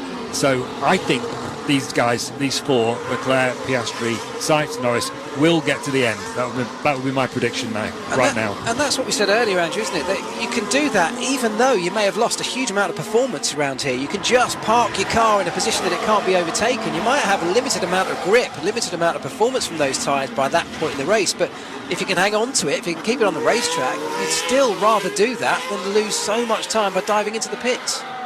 Further down in the lower half of the top 10, a few moments ago, Pierre Gasly was hounding the back of the Williams of Alex Albon. They're scrapping over 9th and 10th points. That means so much to those teams further down in the constructors. The Williams have yet to score a point all year. His signs on the radio. Schultz managing, I guess, because that was close with Piastri. 1 lap, he might send it. Carlos Sainz on the radio. Asking if his teammate is managing the pace, because Piastri is very close to the rear end of that Ferrari. He really is, isn't he? Right up behind him in the yellow McLaren, as it is this week, with a special livery to remember 30 years since the passing of Ayrton Senna. He's right up under the gearbox of Leclerc, but I think Leclerc's got this under control. I think this is a pace that he's got loads more in hand if he ever needed it. And this is just about keeping an eye on your mirrors, isn't it? And making sure that there isn't somebody there to just catch you out when you take your eye off the ball. The dangerous game that the top 4 are playing, if they do try to go to the end with the others behind them having to pit, which they will because they're on the medium tyre, is that yes, it's really difficult to overtake around Monaco, but if the tyre offset is so large, so that you can't, for example, brake effectively for the corners, you can't accelerate effectively out of the corners, then you do actually become vulnerable to a degree. So what we might be looking at as we get later into this race is the likes of Russell, Verstappen and Hamilton coming back at Leclerc, Piastri, Sainz and Norris, and that top 4 trying to hang on really, really worn tyres against people who have potentially 3, 4, 5 seconds worth of lap time advantage. Now, in 1992 that happened, and Nigel Mansell tried to get past Ayrton Senna famously and dodged around all over the place and made a big meal of it and never actually got past. But it does introduce some jeopardy. But just don't forget, Andrew, that if the Mercedes and Verstappen, the medium-clad runners, if they have to make that pit stop, which we suspect they will, they're also going to tumble down the order behind all of the other hard tyre-clad cars. So I don't see them troubling the front four in any way. I think, yes, they'll have pace, but they're going to be stuck so far down the order in traffic as Piastri really does show the nose cone of his car to Charles Leclerc in front. Piastri can smell a first Grand Prix win here, and I think he is going to try and force Leclerc into some kind of mistake. But of course, Charles Leclerc, a man with a huge amount of experience now in Formula One, but yet to finish even on the podium here in Monaco.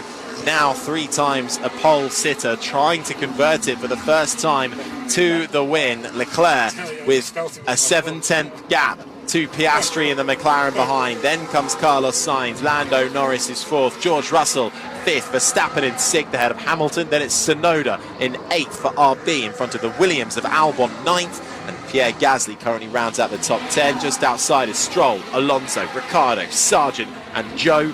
Then it's Bottas, who pitted a few laps ago to put on the hard tyre. He's now down in 16th. So we're at lap 20 now. Now this is where Pirelli predicted the medium tyres would get to. Maybe another 5 or so laps, but not much more than that. The difficulty that those like Oscar Piastri have is they can smell this opportunity, as you just said. They can see it. He's right up underneath the rear wing of the Ferrari. But fighting for that, going for the overtake, really pushing Charles Leclerc. If these hard tyres are really on a bit of a knife edge as to whether or not they'll get to the end of the race, all of this fighting, squirming around, looking for the opportunities, that takes life out of them. And it's Charles Leclerc, as long as he's got Piastri under control, as long as he keeps this calm and measured and keeps that pace at one that his team are predicting will see him to the end, that's the key here. Championship playoff final between Leeds, Southampton underway. Let's head over to Wembley. Aaron Paul.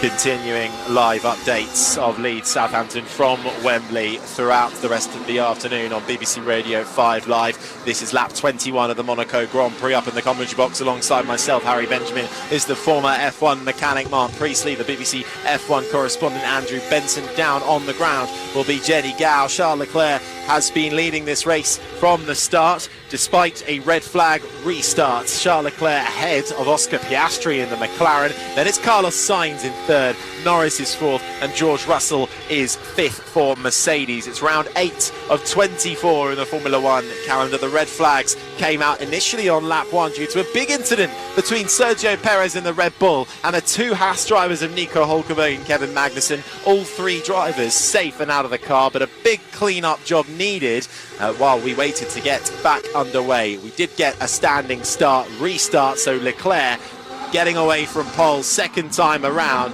maintaining the lead from Piastri. Carlos Sainz with a little bit of luck thrown his way in the second Ferrari, having suffered a puncture with contact against Piastri through Saint-Devote on the initial start of this race, managed to take the restart in 3rd. Further back in the pack, the 2 Alpines of Esteban Ocon and Pierre Gasly starting on the fringes of the top 10, which was a really good result for them in qualifying yesterday, hoping for team play, hoping for a double point score this afternoon in Monaco. Now only have 1 car left in this race in the form of Pierre Gasly, after Gasly and Ocon came together in the right-hander of Portier approaching the tunnel. Esteban Ocon given a grid drop for the next race in a couple of weeks' time in Canada. That's the state of play, but right now everybody in the field used that red flag period to change their tyres. As you can do that, it's allowed in the rules, rather than having to do it in the race under a pit stop. That means everyone was able to maintain their position.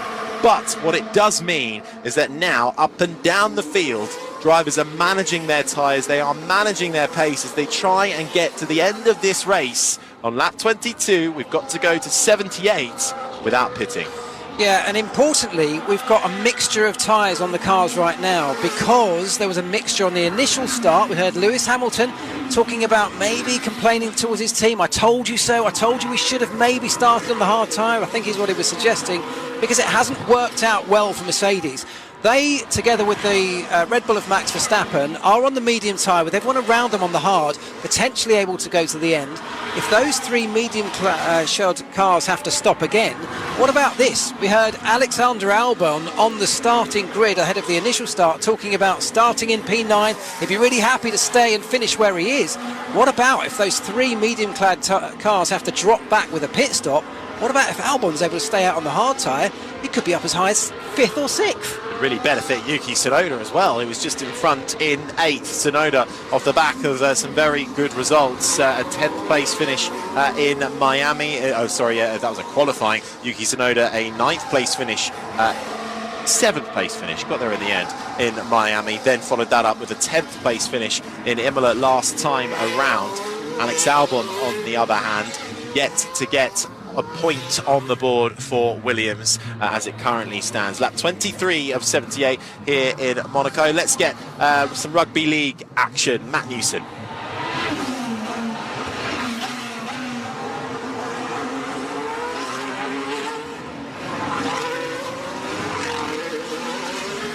Thanks, Matt. Salford Wigan updates from the Rugby League coming at you throughout the afternoon on BBC Radio 5 Live. Leclerc leads by 1.5 seconds from Oscar Piastri. Carlos Sainz is third, Lando Norris is fourth. The top 4 drivers very much together on track. Then there's quite a big gap back to George Russell, who is openly admitting on the radio that he is managing his race, pootling around on the circuit in his Mercedes as he bids to try and keep the life in his medium tyres, whereas the top 4 are all on the slightly harder, more durable rubber, the hard compound. Verstappen in 6th.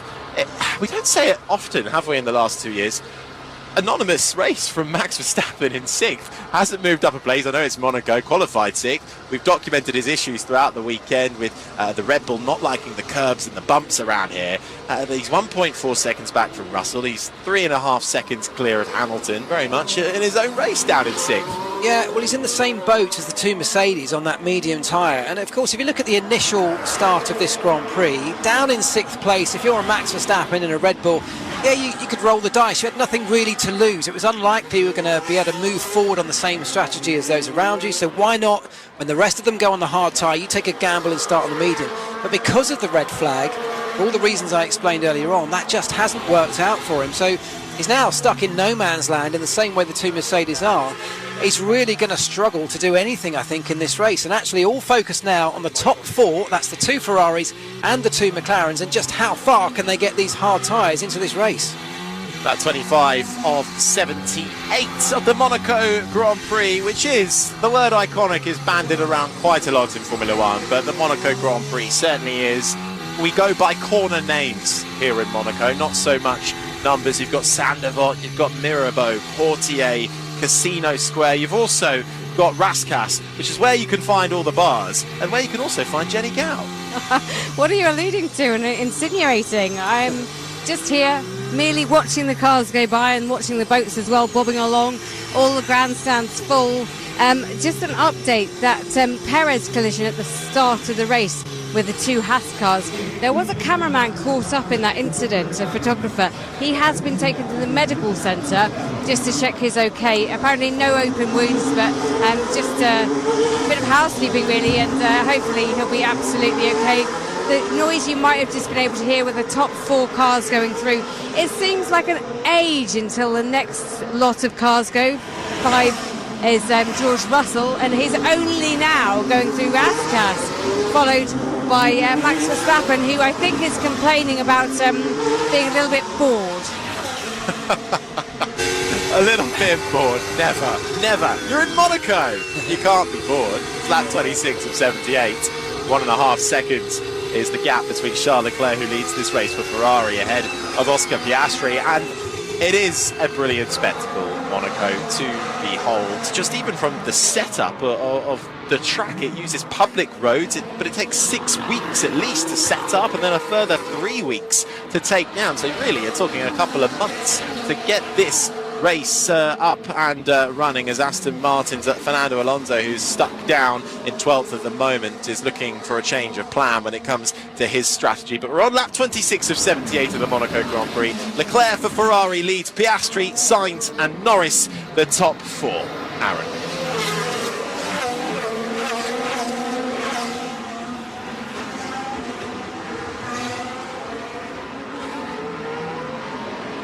Russell is just outside the top 5, 13 seconds back from Lando Norris.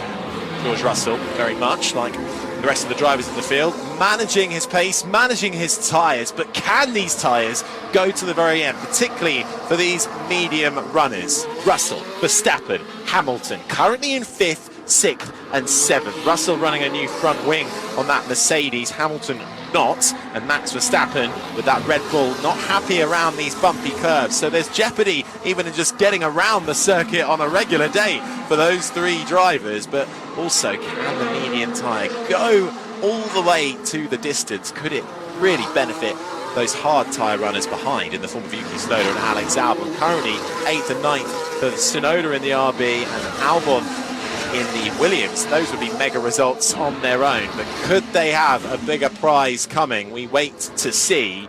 And let's not forget, we've had a red flag. We haven't actually had a safety car. Now there is a high probability of one, a 57% probability of one, I'll have you know. Depends what year you go back to. If you go back to 2016, it's 57%.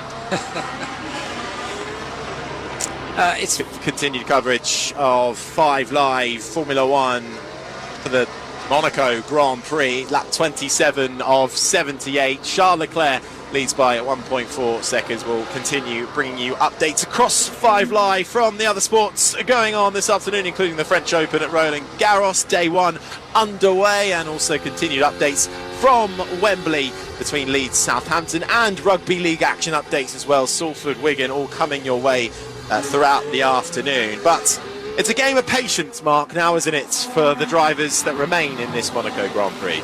Yeah, it is. A game of patience or a game of frustration, depending on where exactly you sit in this order. I think what's going to be slightly interesting is if you're a strategist at one of these teams, you're continually, over every single lap, looking at what you would do if a certain scenario played out. One of those scenarios is going to be exactly what you just said there, a safety car.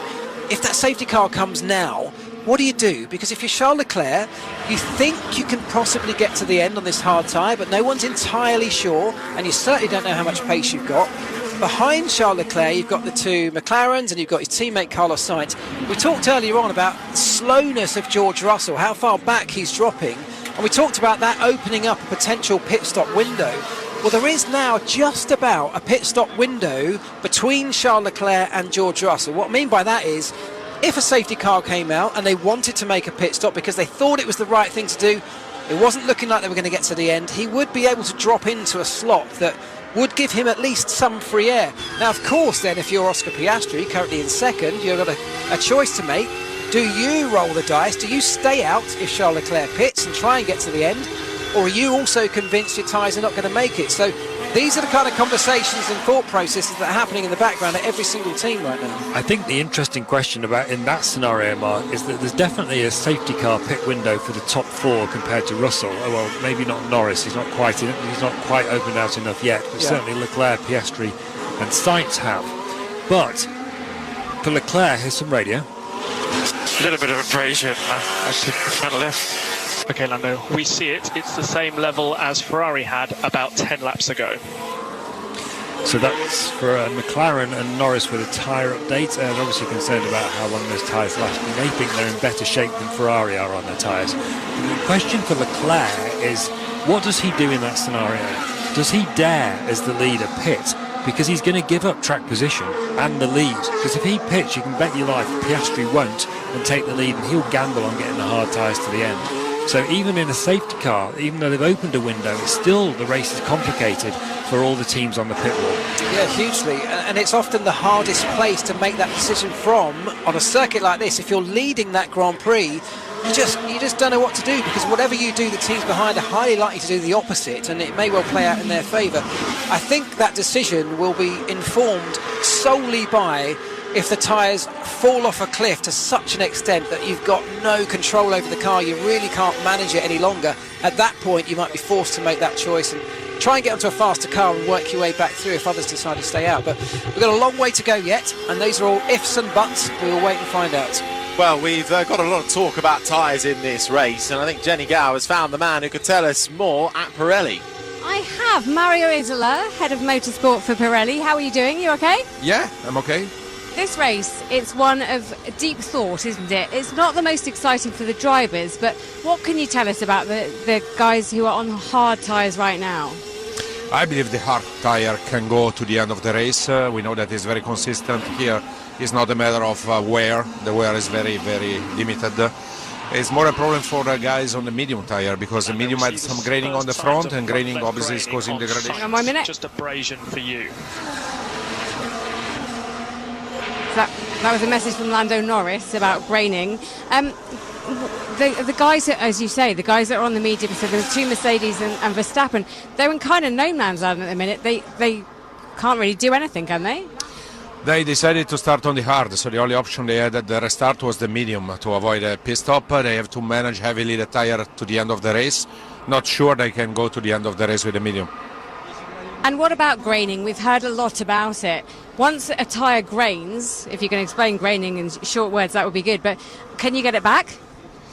Not really. You can clean the graining when the tyre is worn, not during the usage. And the graining obviously is affecting the degradation. So it's a problem for the guys with the medium, but they can manage the tyre without pushing too much in the front and trying to make the medium to survive a longer stint. Okay, Mario, I'll let you go back in. Thank you so much. Mario Zerlo from Pirelli speaking to Jenny there. Let's head straight to Wembley. Update: Leeds Southampton in the Championship playoff final. Aaron Paul.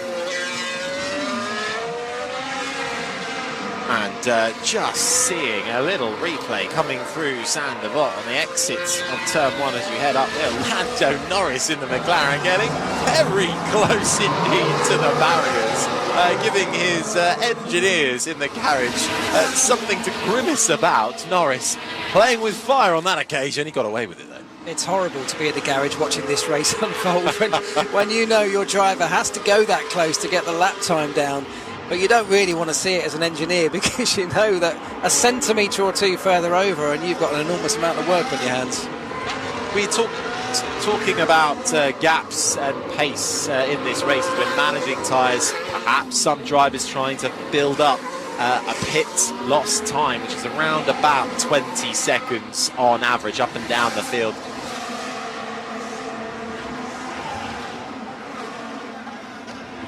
Here on lap 32 of 78 of the Monaco Grand Prix. It is still Charles Leclerc who leads by a second, then it's Piastri, Sainz and Norris. So those front four very much together. Then the first of the big gaps, 13, almost 14 seconds between Norris and Russell. Then it's Verstappen, Hamilton. Then there's a big gap back to Yuki Tsunoda, almost an 18-19 second gap. Then Albon, then Gasly. Also a gap developing between the two Aston Martins of Lance Stroll in 11th and Fernando Alonso, who's got a 7-second gap in front of him in 12th. Now, Alonso has done this before in Monaco. Was it last year where you could see on the driver tracker that we are able to get access to the massive gap in front of Fernando Alonso around the entire rest of the track as he kept up nearly half of the field behind him. And at the moment, the same thing is happening again.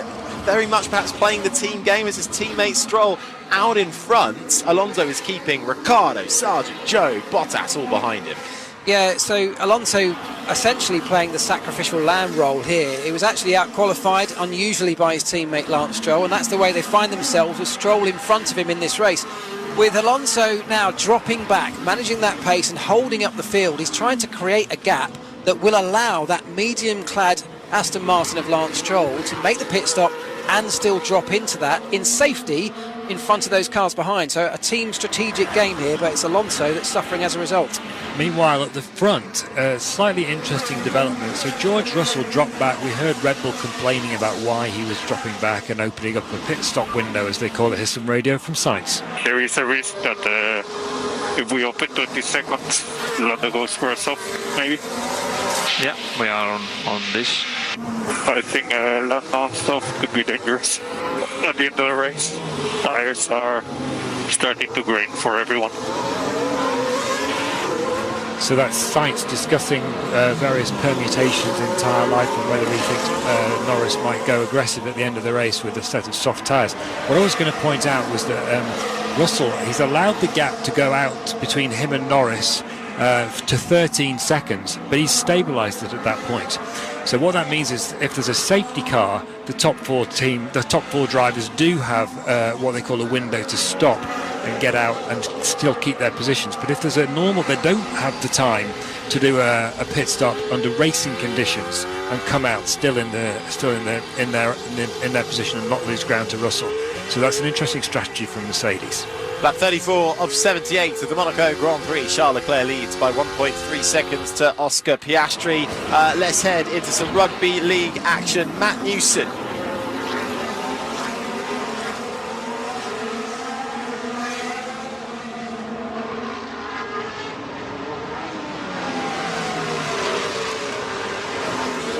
Thanks, Matt. Sounds like there's a bit more action in the rugby than there is in the Grand Prix right now, but it could come to us throughout the rest of this race. It is lap 35. Leclerc, Piastri, Sainz, Norris, the top four, all on the hard compound tyre.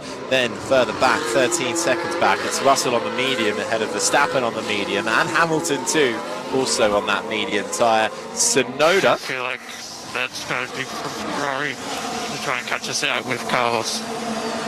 Because I don't really get why they'd want to keep Russell in the window. The medium of Sainz was damaged on lap 1, so he does not have a medium, only this hard and some softs. We think they want to avoid Lando trying anything. So that is the team radio from Oscar Piastri and his engineer Tom Stallard. So it's so fascinating hearing Sainz and Piastri both thinking bigger picture here in terms of strategy and what other drivers might do. Good point raised that Sainz's mediums were damaged from the puncture on lap 1. Yeah, and they only had one of each of those tyres, so they don't have another medium to be able to put onto that Ferrari. So that's a really interesting part of this puzzle here, because if Carlos Sainz has to make a pit stop, i.e. if there's no way they can get these tyres to the end, his only option is to go for either another hard or a soft. And I suspect if he can run long enough, the soft will be the one, but they really do not last very long around this track in these temperatures. 16 drivers left in this Monaco Grand Prix. No Nico Hülkenberg in the Haas, no Kevin Magnussen in the other Haas after a big incident between them and the Red Bull of Sergio Perez on lap 1. All drivers safe and out of the way. Also on lap 1, big incident between Esteban Ocon and his teammate Pierre Gasly. That saw Ocon out of the race and given a penalty to boot. Jenny Gow. Absolutely. His penalty is a 10-second time penalty. Now, he isn't in the race, so it will be converted to a 5-place grid drop for the next race in Canada and 2 penalty points. So for the man who flew up into the air and back down again, it wasn't ceremonious, and that's the penalty he pays for 5-place grid drop in Canada. Thanks, Jenny. It takes him to 3 penalty points. So Esteban Ocon not in as much danger as the likes of Kevin Magnussen, who tops, at least he tops 1 standings, which is the driver penalty points. He's currently on 10. You get 12, you get a 1-race ban. The next highest driver on the list is actually Logan Sargent and Sergio Perez, both with 8 penalty points to their name. So Ocon then already on the back foot as we head towards Canada. That will be the next round in a couple of weeks' time. Then we head to Spain. Austria beckons before Silverstone, Hungary, and then Belgium have the summer break at that period of time. We arrive in Zandvoort, the home of Max Verstappen, who does lead the championship by 48 points. He has 161 points to his name, ahead of Charles Leclerc, who is second. Sergio Perez, after a tough Imola and now an even tougher Monaco, fallen down to third in the Drivers' Championship ahead of Norris and Sainz, the top 5. That's how it currently stands coming into this race, but Charles Leclerc set to gain a nice 25 points in the bag if he can continue holding on at the front. 3 times now pole position around this Monaco Grand Prix circuit. The Monegasque home driver, a lot of the drivers live in Monaco. He was actually born and raised here, but he's never been able to finish on the podium, let alone win the race. Is this the day that Charles Leclerc could put that right?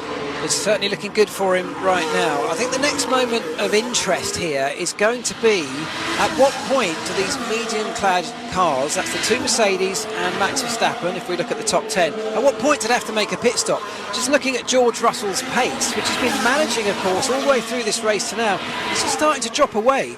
certainly drop away from Lando Norris in front. So is that tyre reaching the end of its life? We've gone way beyond the lifespan prediction that Pirelli gave us ahead of this Grand Prix. And yes, I know they've been managing a much slower pace, but it's going to come to an end at some point, and I suspect we might be getting there looking at the lap times coming out of George Russell.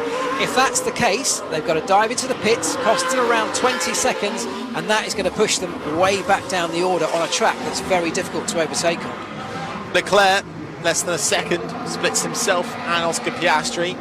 First and second in this race. Sainz is third, then comes Norris. The top four very much together, and then that gap, as you say, Mark, 17.5 seconds between himself, Lando Norris, and George Russell. Max Verstappen a couple of seconds further back in sixth, and then another couple of seconds back is Lewis Hamilton. Then there is a pit gap between Hamilton and Yuki Tsunoda, 22.8 seconds between the Mercedes and the RB driver. Then comes Albon and Gasly, the top 10. And a reminder, in Formula One, it is the top 10 drivers that get points come the end of the race. 25 points for the win, all the way down to 1 point for 10th. And you can get an extra bonus point if you set the fastest lap and hold on to it by the end of this race, but only if you finish within the top 10. Just outside of those point scoring positions, it's Lance Stroll in the Aston Martin, 12 seconds between himself and teammate Fernando Alonso. Daniel Ricciardo is 13th, Logan Sargent, Zhou Guanyu and Valtteri Bottas make up the 16 drivers that are still in this race, with no Esteban Ocon, who crashed with his teammate. Hülkenberg, Perez and Magnussen involved in that big incident that brought out the red flag. Jenny. Just looking. Oh, hang on, Jenny. Team radio. We need to slow down a bit. Yeah. I mean, what's the scope of that? We are preventing McLaren to have a pit stop window because we have no rush in this happening. I didn't get it. So that makes me push into slow speed, which I don't like. So Charles Leclerc talking with his, well, now fairly new engineer, Brian Bozzi, about the pace of his Ferrari car, Mark, being told to slow down so that they can't allow a pit stop gap, which is around about 19 to 20 seconds for the McLarens, but Leclerc not liking the way the car feels when he slows down, particularly through the mid-corners. Well, I think, yeah, what they don't want to do is give McLaren this free opportunity that if they do have to make pit stops, that works for them. The problem for Charles Leclerc is that by slowing down, he of course lets the McLaren right up behind him, puts him under a little bit of pressure, and he has to really push through the slow speed stuff, because that's where the opportunity for any overtaking is. Doing so, of course, takes even more life out of his tyres, and the very reason he's been asked to slow down in the beginning is because they're desperate to eke these tyres out right to the end of the Grand Prix. Continued updates of the championship playoff. Now Leeds against Southampton. Let's head back over to Wembley. Aaron Paul.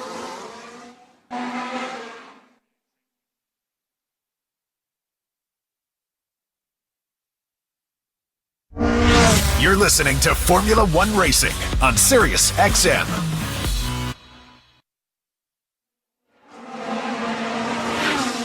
Thanks, Aaron. We continue with our coverage of the Monaco Grand Prix here on BBC Radio 5 Live. We've just gone over the halfway mark. Lap 40 of 78. Leclerc leads Piastri, Sainz, Norris, the top four. And there is strategy to play out between how long can you manage your set of tyres, how can you manage your pace, can you slow down and try and stop those behind you from getting a pit stop if the gap doesn't appear. You need around 20 seconds to make a pit stop for it to not impact your race too much. And the other thing to bear in mind, Mark, is that now we're getting lapped cars in the way of the leaders. I was just going to say, yeah, they're coming up against Valtteri Bottas, who's currently bringing up the rear of this field, but that's a challenge around Monaco. You've got to find your way through what will be the entire field at some point as those leaders come past. You've got to do that without, of course, making any contact, but also without giving an opportunity to the car that is right behind you. Yeah, and now Leclerc, Piastri, Sainz having to make their way through the Alonso train that is just in front of them. Alonso and that train of cars coming through the Nouvelle Chicane, and Leclerc now right up behind the Sauber of Zhou Guanyu. Then comes Sargent, then Ricciardo, then Fernando Alonso. Lap 41 of 78, Jenny Gao. If the race finishes like this, Leclerc, Piastri, Sainz the top three, Norris, Russell, Verstappen the top six, then Verstappen would still lead the championship, but that would be reduced, his lead, to just 31 points. So Leclerc in second place in the championship with a win. That's okay, we can take that. The biggest loser would be Perez, who moved down 2 positions to 5th with 107 points. Of course, he is out of the race along with Ocon, Hülkenberg and Magnussen. Yeah, thanks, Jenny. And over in the constructors as well, one of the big movers would be Alpine, who managed to get another point on the board. So too for Williams, though, who will get more points, and if they can hold on to Albon's 9th place, that will be their first point of the year. That would take them above Sauber, above Alpine, and would finally get them off the mark in this 2024 Formula One season. The barriers are close in Monaco, but that doesn't always seem to stop the drivers from giving them a little kiss. Just on the exit of the swimming pool section, Carlos Sainz rubbing the inside of the barrier with his front right tyre and managing the traffic. His teammate Charles Leclerc makes his way through the Fernando Alonso train that consists of the Spaniard plus Daniel Ricciardo, Logan Sargent, Joe Guanyu and Valtteri Bottas, who are the last runners in the field at the moment, all doing a good job, it has to be said, of getting out of the way where possible. Yeah, and just looking at the little gaggle of cars that is the 2 Mercedes and Verstappen, they're the sort of point of interest at this point, running around on the medium tyre, which we don't think will get to the end, as opposed to the hard tyre runners in front of them that will. What they've successfully managed to do as a group there is pull away from Yuki Tsunoda, which is the next car behind Lewis Hamilton. He's on the hard tyre. Because he's in that RB without the same pace that the cars in front have, they have managed to open up a pit stop gap ahead of that next hard tyre shod car. And that means that when those 3 runners have to make their pit stop, if they go onto a hard tyre, if they can run it long enough to go onto a soft, they may well, although they may shuffle the order between the 3 of them, they should still retain the same 3 positions. There's a slight outside possibility, like Andrew said, that if they do leave that late enough and get onto a fast enough tyre, have enough pace advantage and an offset to the cars in front, could they find a way to claw back that time and get up against the top 4 cars? I think it's a real tall order, but opening up the gap to Tsunoda has at least kept him in what will be the top 7 group of cars. Yeah, absolutely. I thought we were about to get a little bit of an opportunistic overtake from Daniel Ricciardo and Fernando Alonso, because it all got a little bit tight with Norris trying to lap Alonso and Ricciardo. Ricciardo couldn't quite make it happen, but we get our second pit stop of the day. This time it comes in the form of Lance Stroll, who now drops to the back of the pack, and he comes out and he's put the hard tyre on. Yeah, and actually that strategy that they played out with Alonso holding the pack up has worked. They opened up just enough. They had to get a really perfect pit stop. They didn't give themselves an awful lot of freedom there for things to go wrong, but they did deliver a good pit stop, and he comes out back in a decent position ahead of Alonso and maintains that position. So although Alonso has suffered in terms of time, Lance Stroll managed to gain essentially a free pit stop there. No, that has worked perfectly for Aston Martin and Lance Stroll. 11th at the moment, just on the fringes of the points, so they're in the hunt if anything happens in front of them. Here's Norris on the radio. That's my front left looking right to them. Of the 4 of you, you are the best. Lando Norris asking how his front left tyre was looking, and greeted with a rather positive response. It's better than Sainz, Piastri and Leclerc, who are all ahead of you. So is Lando Norris just able to manage his tyres a little bit better behind Sainz further back? It's about a second between those 2 drivers at the moment. Yeah, looking good in terms of time management. That's great. I think the problem's always going to be, what do you do with that information? How can you flip that into something that can create an advantage for you that might translate into a better position? And that's the challenge around here. You can have better tyres, and of course you always want those, but unless something happens, a mistake from those in front, something strange like a safety car or incident, you really are kind of stuck. I mean, the only thing that can work in someone like Lando Norris's favour is if he has managed those tyres and kept them in decent condition. If the performance drops away to an extreme level out front, potentially then he's got a little bit more left in the tank, so to speak, in terms of his tyre performance to make use of. But it's a real tall order around here. The track is narrow, the cars are wide, and if you drive it sensibly with an eye in the mirrors, you should be okay. Orlando's pit window is behind Verstappen. Yeah, but keep me posted. He suddenly gets a better window. Yeah, sure. We cannot allow that. cannot allow that from the Ferrari engineer. Talking to Carlos Sainz there, so that's talking about the gap behind them. Did he say the gap behind Verstappen? So referring to Hamilton in that bit, then the 33.5 second gap to Tsunoda. Yeah, I think what he was talking about, I missed the middle bit of what he said there, but I think he was talking about Lando Norris's pit window being behind Verstappen, i.e. if he makes a pit stop, he'll drop in behind Verstappen. And they were saying, don't let it get better for him. Yeah. Don't let it get so big that he can make a stop and stay and come out ahead of Verstappen, because they're worried about, remember from before, they're worried about Norris putting on a pair of softs. Set of softs, I should say. There's 4 tyres on the car. 2 pairs of softs. Yeah, exactly, 2 pairs of softs. And coming back at them at the end of the race. Yeah, and with that gap, he would come out behind Max Verstappen. It would be tight, though, with Hamilton if he's able to push through his grading troubles on the medium and find some lap time. Charles Leclerc leads this race, lap 46 of 78, 1.8 seconds the gap between himself and Piastri. That gap did briefly open up to nearly 2.5 seconds about a lap ago. So Piastri, perhaps making a mistake while managing that pace, has managed to close the gap slightly, though. Then it's 2.6 seconds back to Carlos Sainz. Norris is 4th. Then comes the first of the big gaps, 14.5 seconds, though. That is not enough for Lando Norris to pit. You need about 20 seconds here in Monaco. Then it's Verstappen, then Lewis Hamilton in 7th. Then there's a big gap, 35 seconds to Yuki Tsunoda in 8th. Albon is 9th. Gasly rounds out the top 10. And I think here the point is that none of the 4 at the front of this field, that's the 2 Ferraris, the 2 McLarens, none of them want to pit.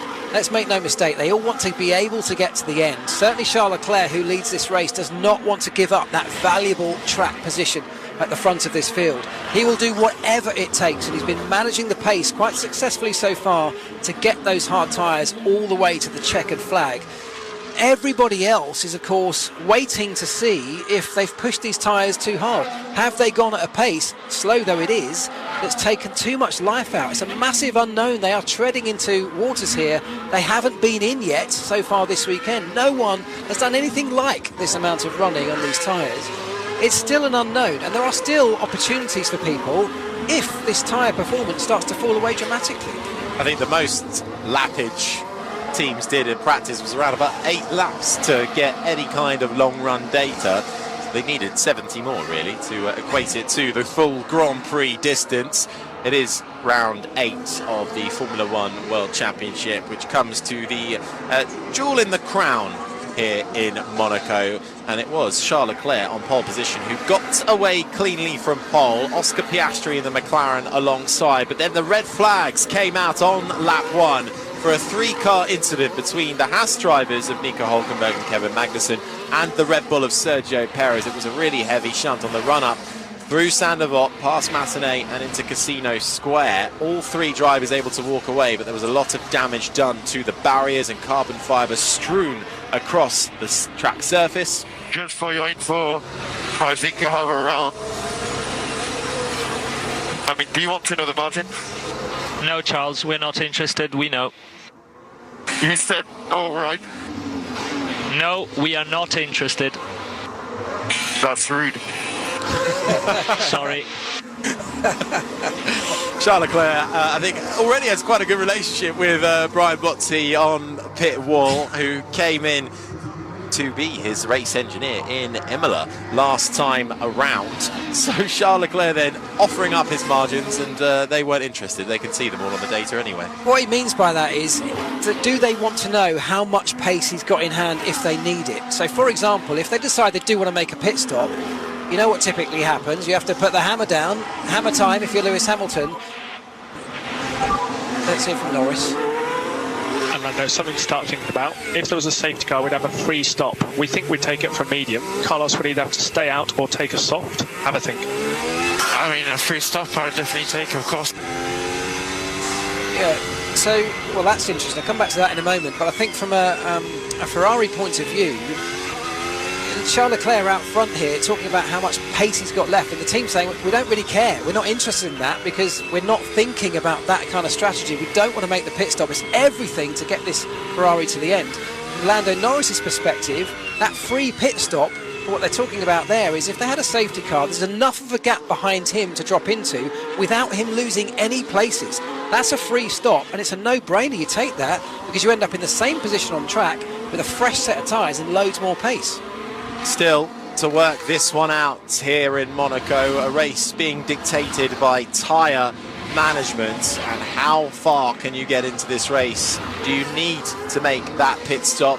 When the red flag came out for the Red Bull of Sergio Perez and the two Haas cars of Hulkenberg and Magnussen, that allowed the entire field to change their tyre compound for free, effectively a free stop. It's mandatory to make at least one pit stop in a Formula One race, but if you get a red flag and it works out for you, you can do it then, and that is what pretty much everybody did. So the question then comes, can the drivers go to the end on their chosen rubber? That is what is playing out at the moment, but for the Aston Martin of Lance Stroll, he has had contact with something, because the rear left tyre has just flown off, the rubber has flown off, the rim still remains. He's made it back to the pits. Lance Stroll greets his Aston Martin mechanics, who are going to put the soft tyre on. It's a slightly slow pit stop, but Stroll with damage then, and you can see the tyre rubber has flown off the car and has come to a halt. I think, has that been just about contained within the pit lane? I think it has, so it's not on the racetrack, so that's good. We won't get a yellow flag having to cover that, and Stroll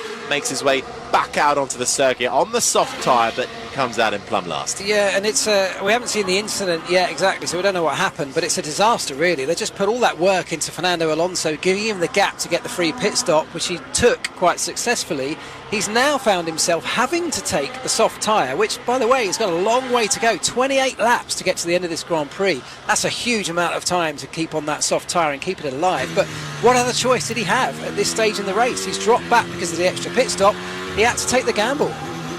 So a damaged left rear for Lance Stroll, then back out into this race. Still 16 cars remain, having lost Hulkenberg, Perez and Magnussen with that big incident that brought out the red flag. We also lost Esteban Ocon in the Alpine after he came to blows with his own teammate Pierre Gasly on lap 1, coming into the right-hander of Portier as you approach the tunnel in the middle sector of this lap. He has received a time penalty, but because he's not in this race, that'll be converted to a grid penalty next time out in Canada. But we are in Monte Carlo, and Charles Leclerc, having set pole position, his third pole position in Monaco, but he's never been able to convert it to the race win or even score a podium around his home streets. The Monegasque driver looking to become the second ever Monegasque racer to win around the streets of Monaco. And further back, we've seen how Lance Stroll managed to damage his left rear, and that was coming into the Nouvelle chicane. Yeah, he clipped the Armco barrier on the way into that Nouvelle chicane with the left rear, and it's destroyed the rear tyre. Unfortunately, it's also destroyed his race. So a difficult afternoon for Aston Martin. Lap 51 of 78, Leclerc leads Piastri, Sainz, Norris, Russell the top 5, Verstappen, Hamilton, Tsunoda the top 8, Albon and Gasly Mercedes the point scorers at the current moment, as Mercedes come out of the pit lane to greet which driver we shall have to wait and see.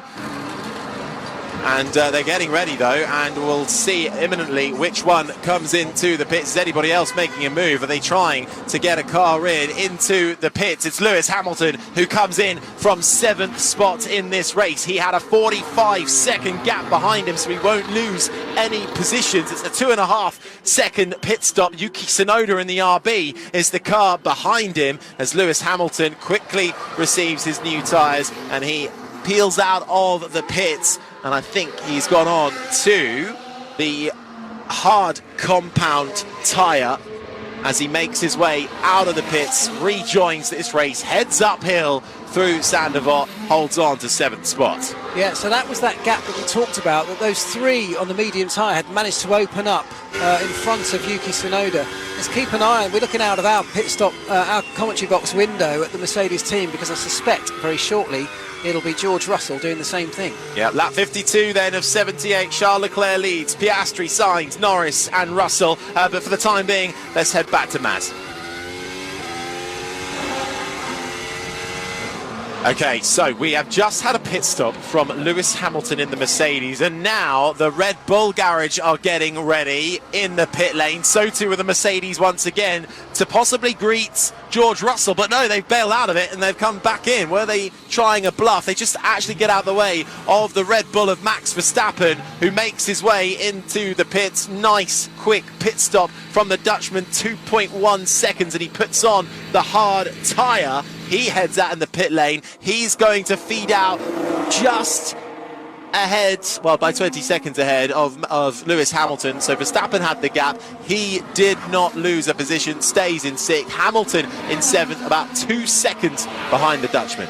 So that's an attempt by Verstappen to try and undercut George Russell in the Mercedes. Mercedes had to come out in the pit lane because they will have told George Russell, do the opposite to Max Verstappen. If Max stays out on track, you come into the pits, but if Max pits, you stay out. That's exactly what's happened here. And it's now a straight fight in these 2 laps. Can Max Verstappen get a really fast out lap on those fresh tyres to find his way past the Mercedes of George Russell? Just seeing a replay of Valtteri Bottas in the Sauber having a nice battle with the Williams of Logan Sargent down the inside of the right-hander of Mirabeau. Downhill braking off camber, quite tricky to make a move there, not lock a tyre. Bottas makes it look easy. And with the fastest lap to boot, Valtteri Bottas as well. He won't get the extra point for it as he's outside of the top 10, but he's 13th, Sargent now in 14th. Here's Hamilton. Why don't you tell me how that was critical? Now that's Hamilton on the radio. The outlap is referring to the lap immediately after he comes out of the pits, having changed his tyres. The gap is 2 seconds between himself and Verstappen. Would he have been able to manage that gap? Would he have been able to get that fined 2 seconds? Well, Verstappen going very, very quickly on his outlap, and that's what they're going to be worried about. Can Verstappen... In fact, no, Verstappen already ahead of Lewis Hamilton, going very, very quickly, of course, on those fresh, hard tyres. He's around 14 seconds behind George Russell, so he's not going to be able to get him. But, of course, when George has to pit, which is inevitable, that fast lap from Verstappen is going to be what catapults him past him. There's very few opportunities in this race to overtake, and I think Max Verstappen may well have just taken one. Lap 55 of 78, Charles Leclerc leads. Piastri, Sainz, the top 3. Norris, Russell, the top 5. Verstappen, who has just pitted, in 6th. So too is Lewis Hamilton in 7th. Tsunoda is in 8th. Then comes Albon, Pierre Gasly, the top 10. Those are your point scorers. Alonso is 11th, ahead of Ricciardo. Bottas in 13th, ahead of Sargent. Joe and Stroll make up the 16 drivers still in this race. No Ocon, no Perez, no Hülkenberg, no Magnussen. So Harry, Verstappen has now effectively passed Russell, unless Russell can get his mediums to the end. That might be what Mercedes think, that they've just got no option but to keep Russell out now because Verstappen was having pitted earlier. Why they didn't bring Russell in, I don't know, at the same time as Verstappen, but they didn't. Having chosen not to do that, they've got a choice of pitting, which they'll lose the position, or just leaving him out there and hoping that he can hold on. If Verstappen gets past Russell, in whatever way that is, he's going to go catapulting up to the back of the lead group on much fresher tyres, as we were discussing earlier, and be thinking, well, maybe I can try something here. Maybe I've got an opportunity because they're going to be on tyres that are so old. Norris all over the back of Carlos Sainz coming through the swimming pool section, gets right up behind the Scarlet Red Ferrari in front of him, almost pushing him out of the corner and towards Raskas. Nothing between Sainz and Norris in the fight for third as they now make their way into the right-hander of Sander Bot, turn 1, and up the hill towards Casino Square. Yeah, there must have been almost contact between the yellow McLaren and that red Ferrari. Nothing much in it at all, but Lando Norris pushing hard. Now, how much life has he got left in those tyres? He was told by his own engineer that they're in a better state than the Ferrari in front of him, so is he trying now to just utilise a little bit of that saved-up performance to see if he can create himself an opportunity? A big tyre offset is enough to make an overtake here. Is that a fair assumption when it comes to Verstappen cruising up to the back of Russell? Because if Russell does go to the end, those medium tyres are going to be shot. He is going to be scrambling around all over the place. And I know it's Monaco, I know it's difficult to overtake, but if it's like that, surely it's easy pickings for Max Verstappen. Well, there's still a long way to go. 56 laps out of 78 done, so plenty of time for all that to play out. And it's a real gamble of a strategy that George Russell has had to find himself left with no option but to take.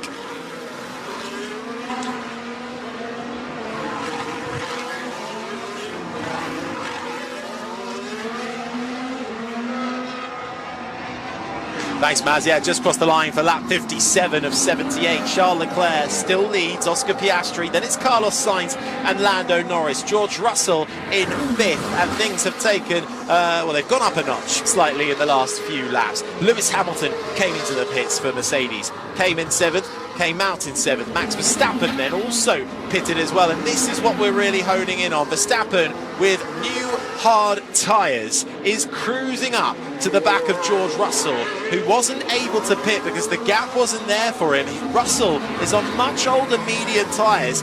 Russell, can he get to the end of this race on those medium tyres is the first question. And if he can get to the end, will he be able to keep a much faster Max Verstappen on much fresher tyres behind him? And then, if Verstappen can get through on Russell, the front four are right there in front of the Dutchman.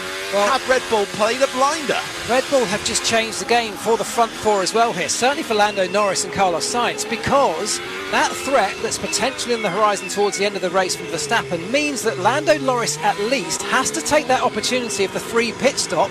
He's got that slower car of George Russell behind, a nice big gap. He's got to take the pit stop, and in doing so, he might actually undercut Carlos Sainz in the Ferrari here with his fresh tyres. Now, of course, then what does Carlos Sainz do? And the whole thing triggers its way forward. It's Charles Leclerc, who's sitting at the front here, who does not want to come into the pits under almost any circumstances. But behind him, there is still a definite chance that things could change with Max Verstappen approaching very quickly. Lance Stroll trying to make up positions, and he does a brilliant overtake through the tunnel on the right-hand side of the Sauber of Zhou Guanyu. Comes out in front, Stroll on fresher, quicker tyres on the soft tyre. Joe with no confidence in his Sauber all weekend long. Lets Stroll through, doesn't fight that one too much, and Stroll now trying to make up positions, having damaged his rear left with contact against the wall at the Nouvelle Chicane, then picks off the Williams of Logan Sargent coming down towards Saint-Devote. Lap 58 of 78, Verstappen cruising up to the back of George Russell for 5th, but also Sainz in 3rd place in the Ferrari cannot shake Lando Norris in the McLaren, who is right behind him and looks like he's been getting more aggressive in the last lap or so. And Carlos Sainz and Ferrari are now in a tricky situation here. They can't make the first pit stop because they effectively give up track position. Lando Norris will almost certainly do the opposite. However, Lando Norris has got the luxury of being able to do the opposite of Carlos Sainz. Lando makes this pit stop. Carlos Sainz has to stay out then. Lando's on a faster set of tyres and has the opportunity to find his way past, protecting from that Verstappen challenge. But Norris can't stop yet unless it's a safety car, because Russell's still 17 seconds behind him. He needs 20 seconds to be sure and make a pit stop. But Russell going much, much slower. It's only going to be a matter of time before Norris is able to pull that gap, unless...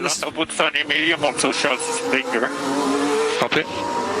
This is what we were talking about earlier with Carlos Sainz protecting from that threat of Lando Norris having a big enough gap to pop into if he does make the pit stop. So Carlos Sainz, if he can slow down the pace of Norris, might just keep that gap too small for Norris to drop back into. 75% complete for the Monaco Grand Prix. It's lap 59 of 78. Charles Leclerc with a 1.6 second gap over Oscar Piastri leads this race. Sainz is 3rd, Norris 4th, then comes Russell 17 seconds behind. Verstappen now 4.5 seconds behind the British racer. Then it's Lewis Hamilton. Tsunoda is 8th, Albon down in 9th and trying to hunt down the Japanese driver as they make their way through Saint-Devote. Pierre Gasly rounds out in the top 10. Jenny.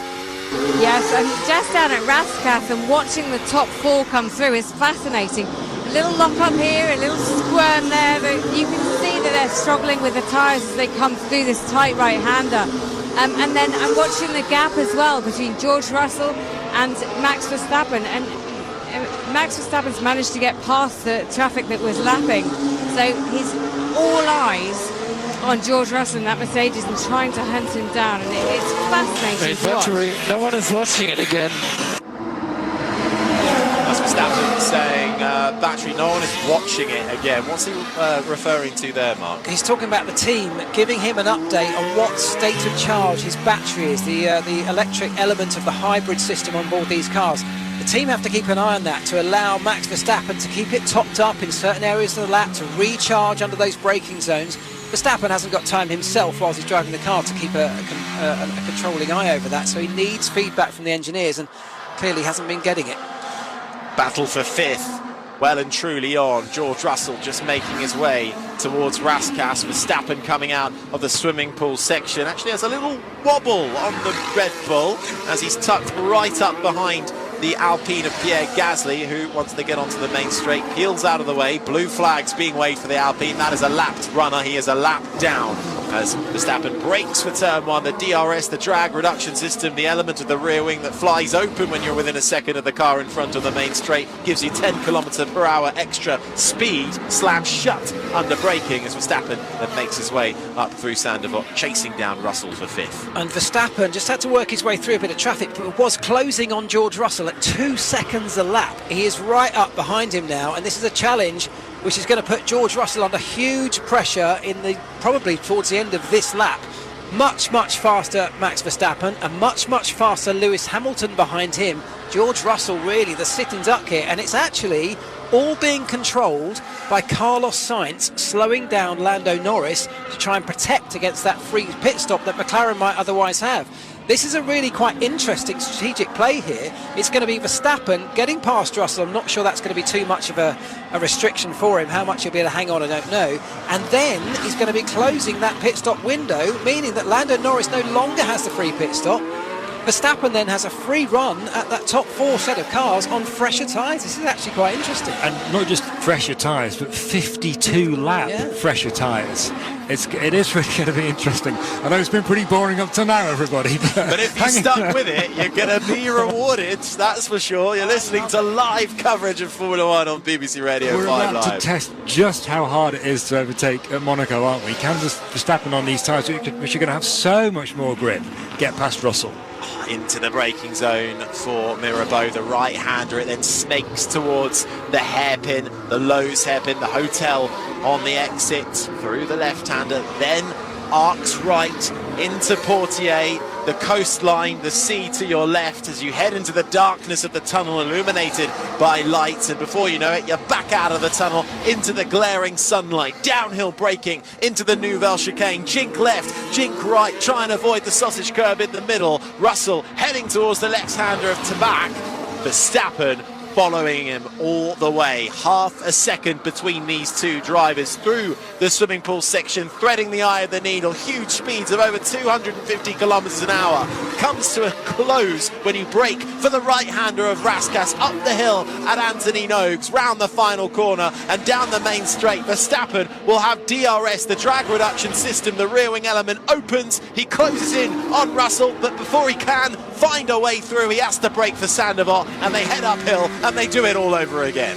The one big problem that Verstappen has here is that looking at the qualifying laps from yesterday, the Mercedes was the fastest car of anybody on track in the high-speed sections of this racetrack. Those are the opportunities for that Verstappen Red Bull to try and close up, but he just can't do it at this point. So for Russell, the key thing is the acceleration zone out of Portier, which he's approaching now. He mustn't get wheel spin. He mustn't allow Verstappen a chance to get a run on him through the tunnel.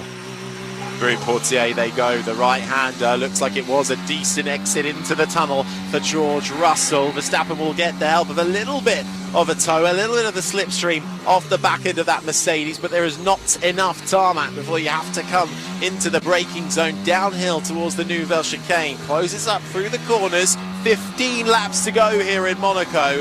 Can Russell hold off Max Verstappen for fifth place in this race? Lando Norris continues his battle with Carlos Sainz, who's doing a sterling effort of really playing the team game, helping his teammate Charles Leclerc try and seal his first ever victory around the streets of Monaco, across the line for lap 64 of 78. And now what is going to come into play for this fight between Russell and Verstappen is traffic. First of all, they get through the RB of Tsunoda, who gets nicely out of the way, but Verstappen is really closing up through Massenet. It arcs right through Casino Square, downhill braking once again for Mirabeau. No way through on that occasion for Verstappen.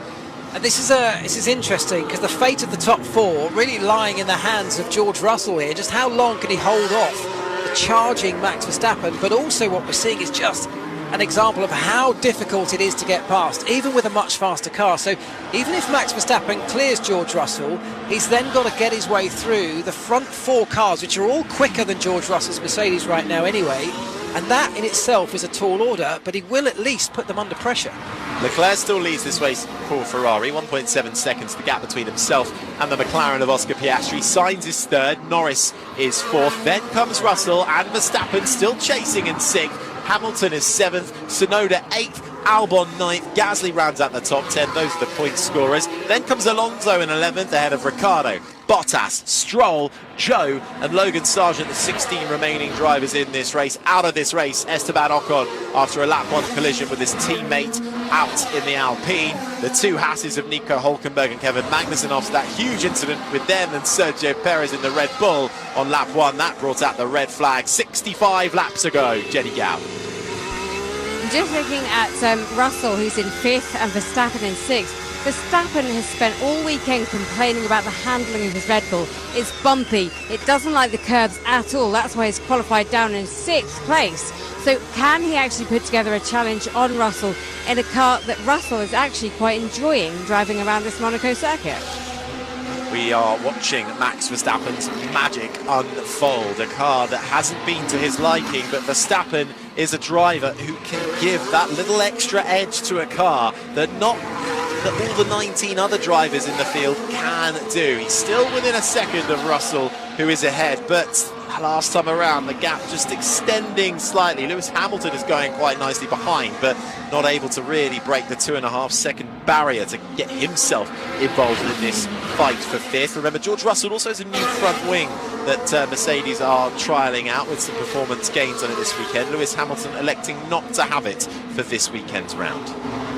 Yeah, so let's hear from Tsunoda quickly. Okay, Yuki, we have a marginal strategy, so you can push more now. That's what I tell you.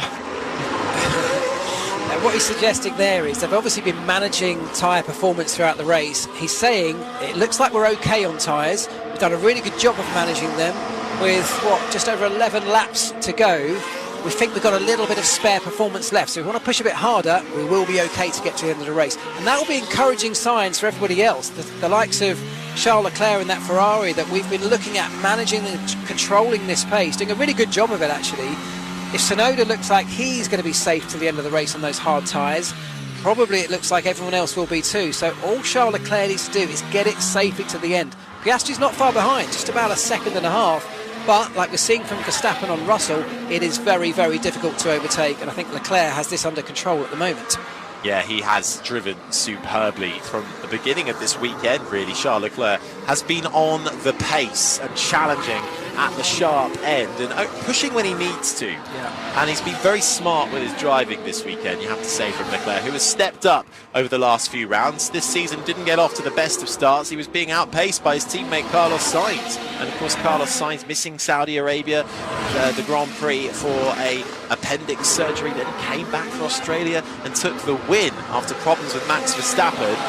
And now helping his teammates try and seal his first win of the season. Leclerc 1.9 seconds now in front of Oscar Piastri.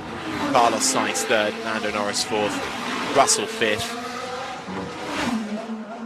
Verstappen sixth, Hamilton seventh, Tsunoda eighth, Albon ninth, Gasly rounds out the top 10. Let's head back over in the meantime to Wembley and get an update on the playoff between Leeds, Southampton, Aaron Paul.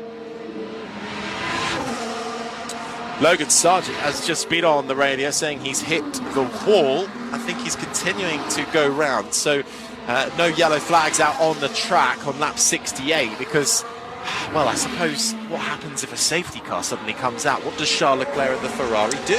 He's got to stay out. At this stage in the race, you cannot give up that track position, even though those behind you could end up on fresher tyres. At the front of the field, you cannot be the one to take that risk. If you come in, Oscar Piastri stays out.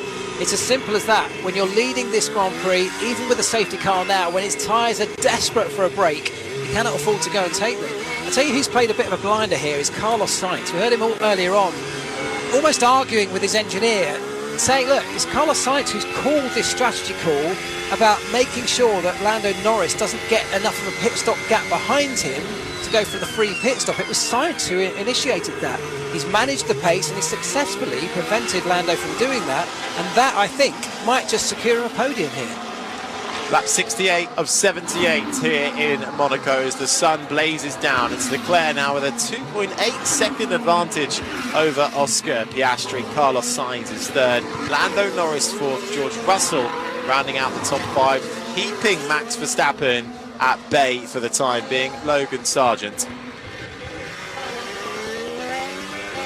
Thanks, Aaron. Back here in Monaco for the 8th round of the Formula One season. A few moments ago we heard Logan Sargent saying he hit the wall. That was just on the exit of the swimming pool section. He's gotten away with it though, still cruising around out on the track. No yellow flags to worry about, but the sun is beating down in Monaco. The harbour is full. The balconies that overlook the track for the local residents are absolutely stuffed full of people enjoying what has been quite an intriguing race. Let's not lie, we thought it might need a little bit of prodding to come alive at one point, especially when we're all talking about tyres and how long they can go for. But in the last 10 or so laps, it has proven to be a real interest in strategy and tyre management. Verstappen chasing down George Russell for 5th, and we thought, well, if he can get through on Russell, might he be able to catch up to the top 4. That hasn't quite happened yet. Charles Leclerc holding firm though on his hard compound tyres in the lead of this race. Piastri is 2nd, Sainz 3rd, Norris 4th, Russell 5th. Then comes Verstappen about a second behind Russell at the moment. Hamilton 1.5 seconds behind the Dutchman. Tsunoda is 8th, Albon, Gasly round out the top 10.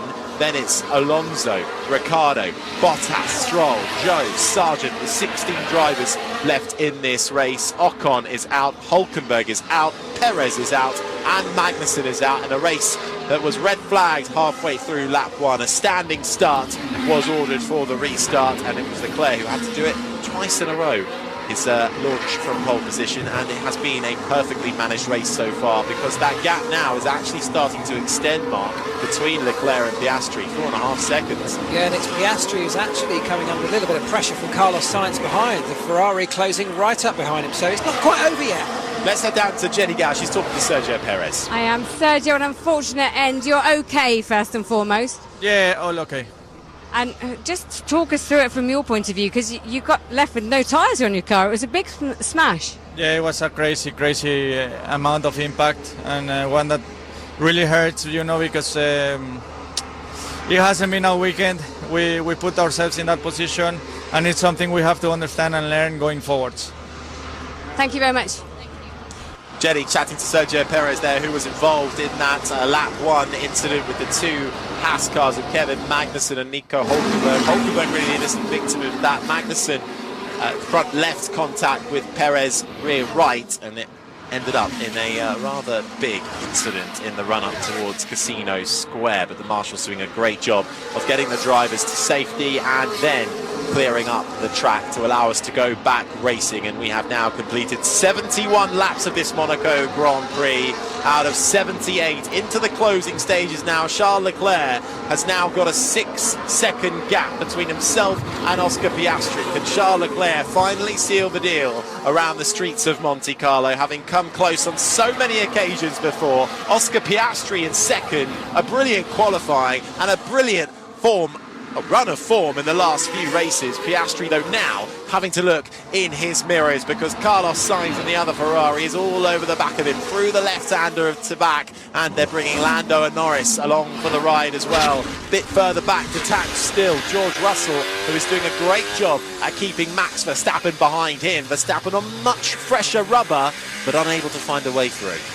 Quite unbelievable if you think about what George Russell has managed to do here. He's on the medium compound tyre, which Pirelli said would go 20 to 25 laps before you need to change it. He's done 70 laps on that tyre. I mean, there can't be a huge amount of rubber left on it.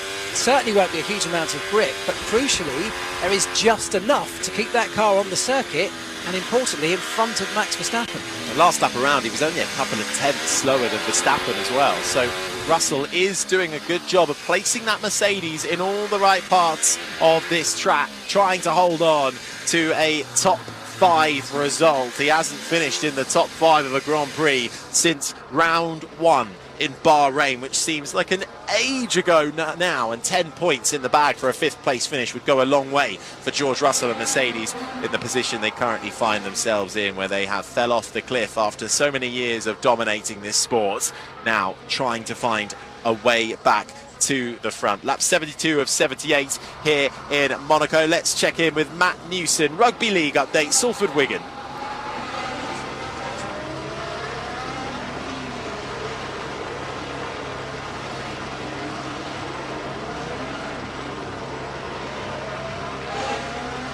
Thanks, Matt. Yeah, it is sitting pretty right now for Charles Leclerc. 3 times a pole sitter around this track. Never stood on the podium. Could this be the day? He's still got a few more laps to go, though, keeping it neat and tidy. His teammate, Carlos Sainz, has been playing a great team game so far, and now is trying to apply the pressure to the McLaren of Oscar Piastri, but it's just about finding a way through here, which at the moment is proving rather tricky. And in the pit lane and the garages, the team looking concerned, just wanting to get to the end of this race, which is just a few laps away, Jenny.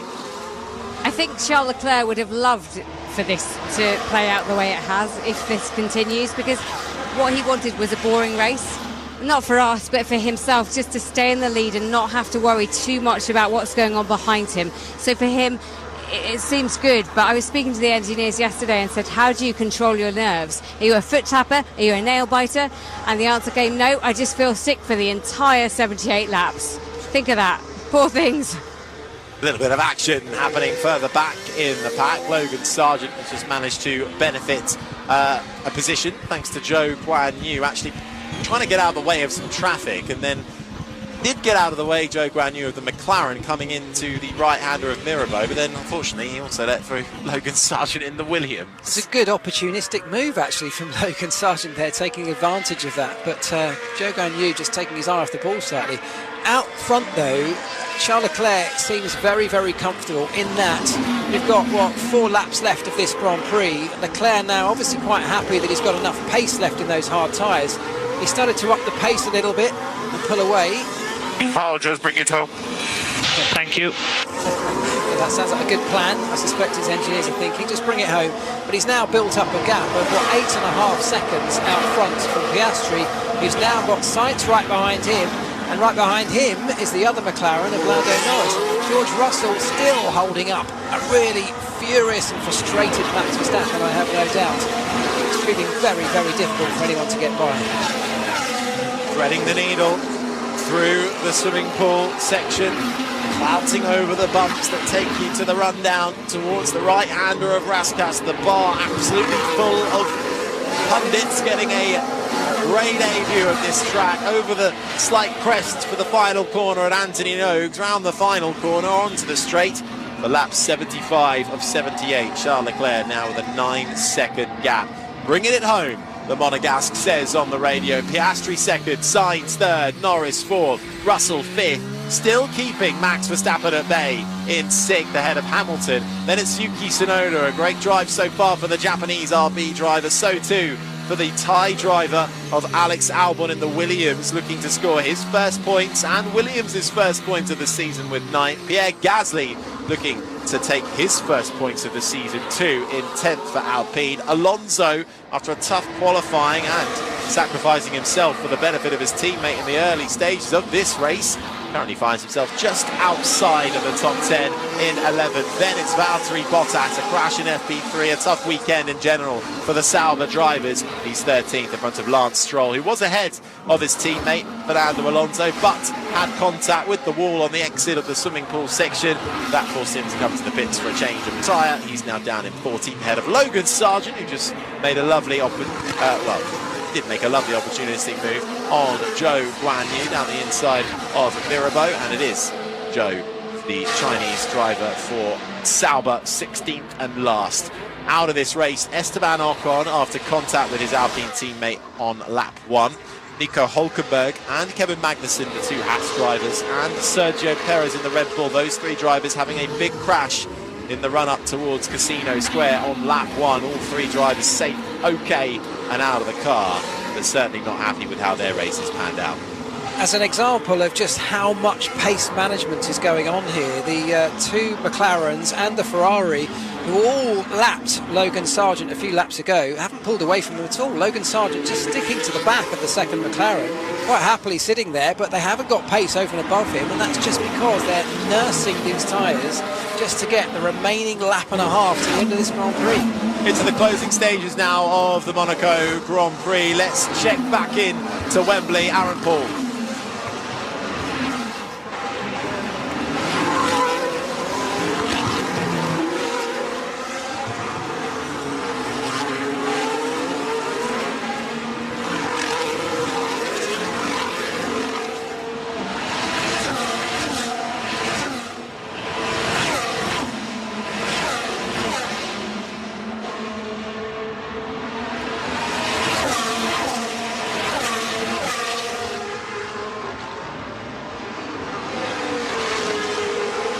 Thanks, Aaron. Sounds like there's a lot of defending going on there, as is in Monaco. Sainz defending from Norris, Russell defending from Verstappen, and Hamilton now, who's within a second of Verstappen. So Hamilton being brought into this fight, but is it too little, too late on the penultimate lap of this Grand Prix? Points awarded down to the top 10 in Formula 1, 25 for the win, currently going the way of Charles Leclerc, all the way down to 1 point going to Pierre Gasly for the time being in his Alpine.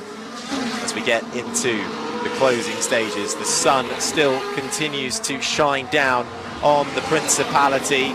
The blue ocean of the Mediterranean Sea glistening in the sunshine, with a super yacht everywhere you look in the Monaco harbour. The hospitalities are full, so too are the grandstands, with fans that want a glimpse of what Formula One cars are like around Monte Carlo.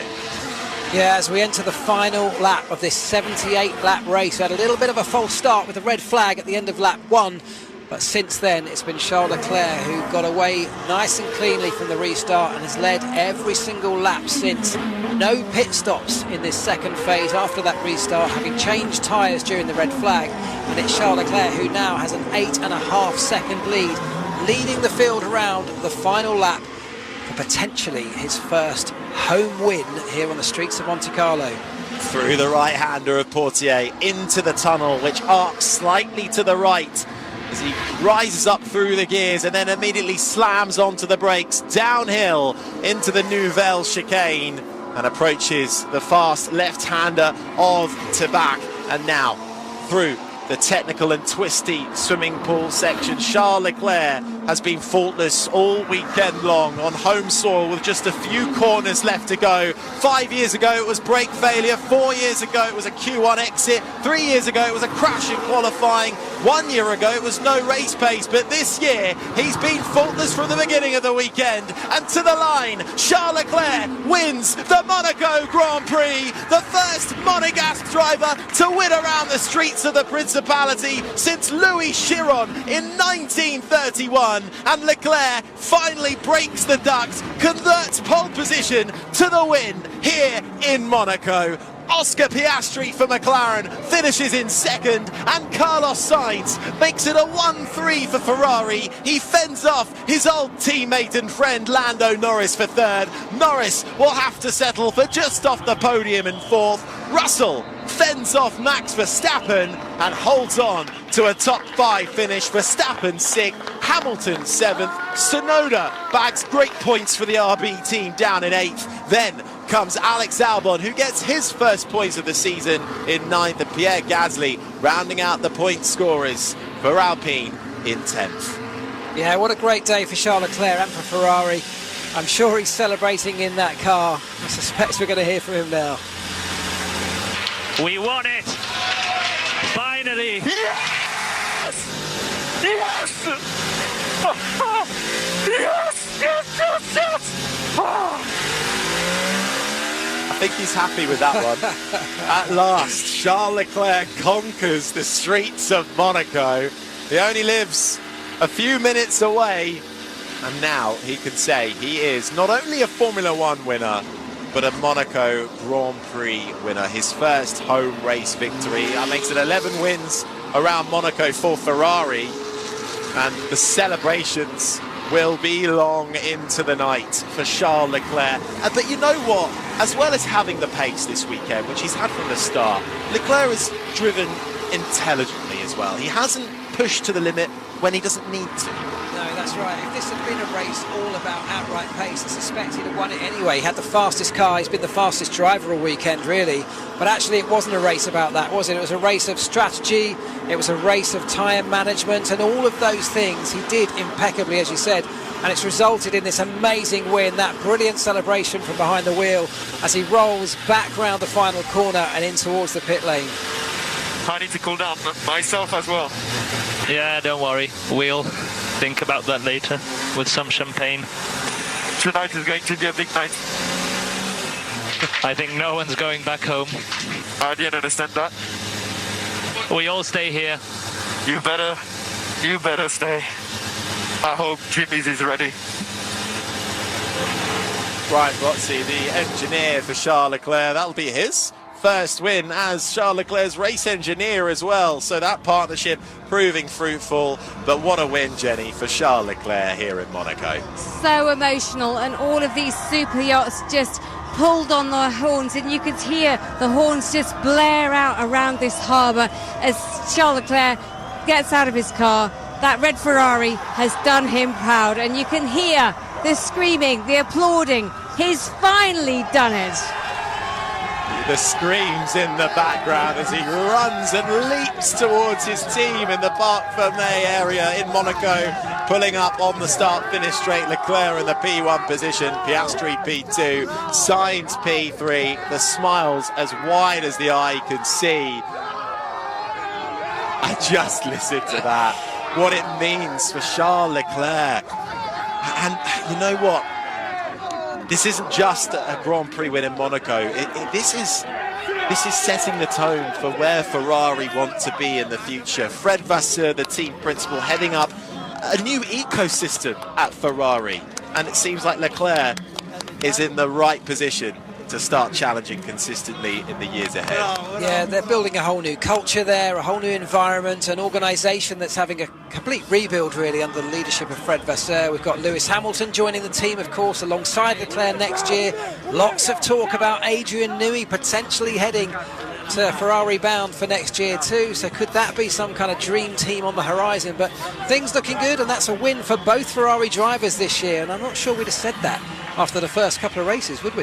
Absolutely not. A thumbs up and a round of applause from Prince Albert of Monaco, who will greet the top three on the podium, which just overlooks the start-finish line. John Elkann, the big boss at Ferrari here as well.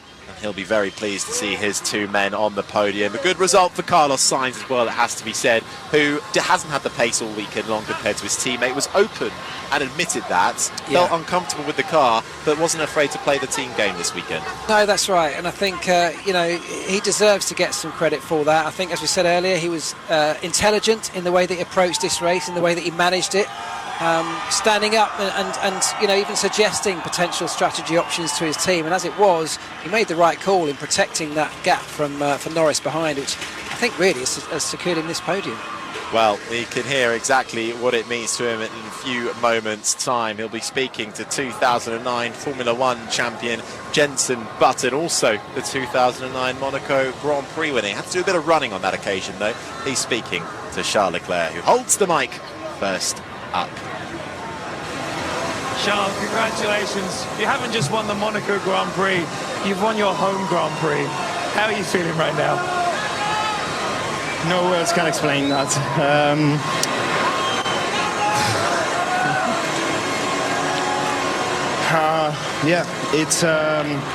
It's such a difficult race. I think the fact that twice I've been starting on pole position and we couldn't quite make it makes it even better in a way. It means a lot, obviously. It's the race that made me dream of becoming a Formula One driver one day. So yeah, it was a difficult race emotionally because already 15 laps to the end, you're just hoping that nothing happens. Already the emotions were coming. I have to say that I was thinking to my dad a lot more than what I thought while driving. obviously he's given everything for me to be here, and it was a dream of ours for me to race here and to win. So it's unbelievable. Everyone always talks about Monaco as being the jewel in the crown, but they also say Saturday, it's the most important day. It's not, is it? I mean, today there's still a lot of work to do out there on the track. 78 laps, the pressure from behind. You have to be a mathematician when it comes to, deciding how hard to push, how easy to go. It's tough out there. It's really difficult. At first, I thought we had quite a lot of margin, but we knew there was 78 laps to do on the same tires, which was very, very difficult. But we did a great management of the tires. There was a big part of the race where we had to manage the gap with George, and then in the last 10 laps I could push a bit more, and the car felt amazing. So I just want to thank the team for having done such an incredible work over the last few months, and giving me the opportunity to finally win this race is again a very special feeling. Well, when you crossed the finish line, the crowd just erupted, and to see so much support for you here, have you got words for the fans here? Just a huge thank you. The parade laps already were special on the bus, and seeing so many of my friends in the balcony, so many people I know in the balcony, and it was just very, very special. So this one means a lot, and the support that I've had over the weekend means a huge amount. So thank you so much to everybody. Congratulations. Thank you. Oscar, you have to be happy with that. A podium in Monaco. It's the dream race. Obviously, so close to the win. How was it out there for you? Tricky race. The pace at the beginning was incredibly slow, and I had one little half look before the tunnel, but didn't have a small enough car to fit into a gap. So thanks to the whole team. It's been a great weekend all round, and nice to finally put a result on the board. I feel like we've been very strong for the last few weekends, but didn't really have the results to show for it. So nice to have a podium, and what better place? Yeah, it was really fun watching you at the first start, having a go at a few places around the lap, and your aggression showed there. And we thought you were going to have a good go, but it didn't quite come off. But it's been a great weekend for you, hasn't it? Does it make you think, those little things in qualifying would have made a big difference? It does. But to be honest, Charles has been mega all weekend, and they've been quick from the very first lap, and I think it would have taken something pretty special in quali to outdo him. The opportunity was almost there, but it would have taken probably the best lap of my life. So I'm happy with P2. A good result for the team again, and very, very happy. Congrats. Enjoy the celebration. Thank you. Cheers. Carlos, that must be mixed emotions. After the first start, it looked like it was game over. You got a little lucky being able to start again, and came away with a podium. It was a tight one, and obviously a very bad feeling there in lap 1 that very quickly turned into a very good feeling after getting reinstated at P3. From there on, really the race pace was good as we expected. It's just impossible to get past through the streets of Monaco, but I'm extremely happy, to see Charles win his home Grand Prix the way he's been driving all weekend, and manage to share this podium with him in P3 is a great feeling for the whole team. I think they all deserve it, and it looks like we're getting stronger and stronger every weekend. It looked like towards the end of the race you were getting closer to Oscar. I don't know if his tyres started opening up or struggling with them a bit, but you were giving the pressure there. Once I was sure that Lando behind the end have a gap to pit for medium and attack me at the end, I focused on doing some fast laps. I went down to the 114s, which was really quick at the time, and I said, okay, maybe I have a chance at putting a bit of pressure on Oscar, and maybe I can get him to do a mistake, because obviously I knew that passing him was impossible. And we got him under pressure. I saw him lose the rear a couple of times and getting him a bit loose, but it was not enough to pass. Nice work. Thank you.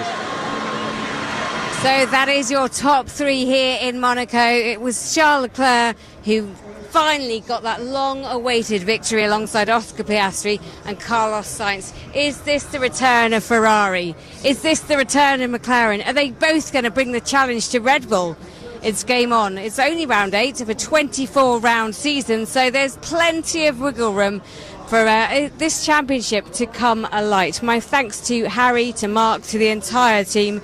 I can't believe how emotional Charles Leclerc was, but around the streets that he grew up in, he's finally done it. It was third time lucky, and apparently we're all off to Jimmy's to celebrate. So Maz, can you pick up where we left off, and we'll go and celebrate with him?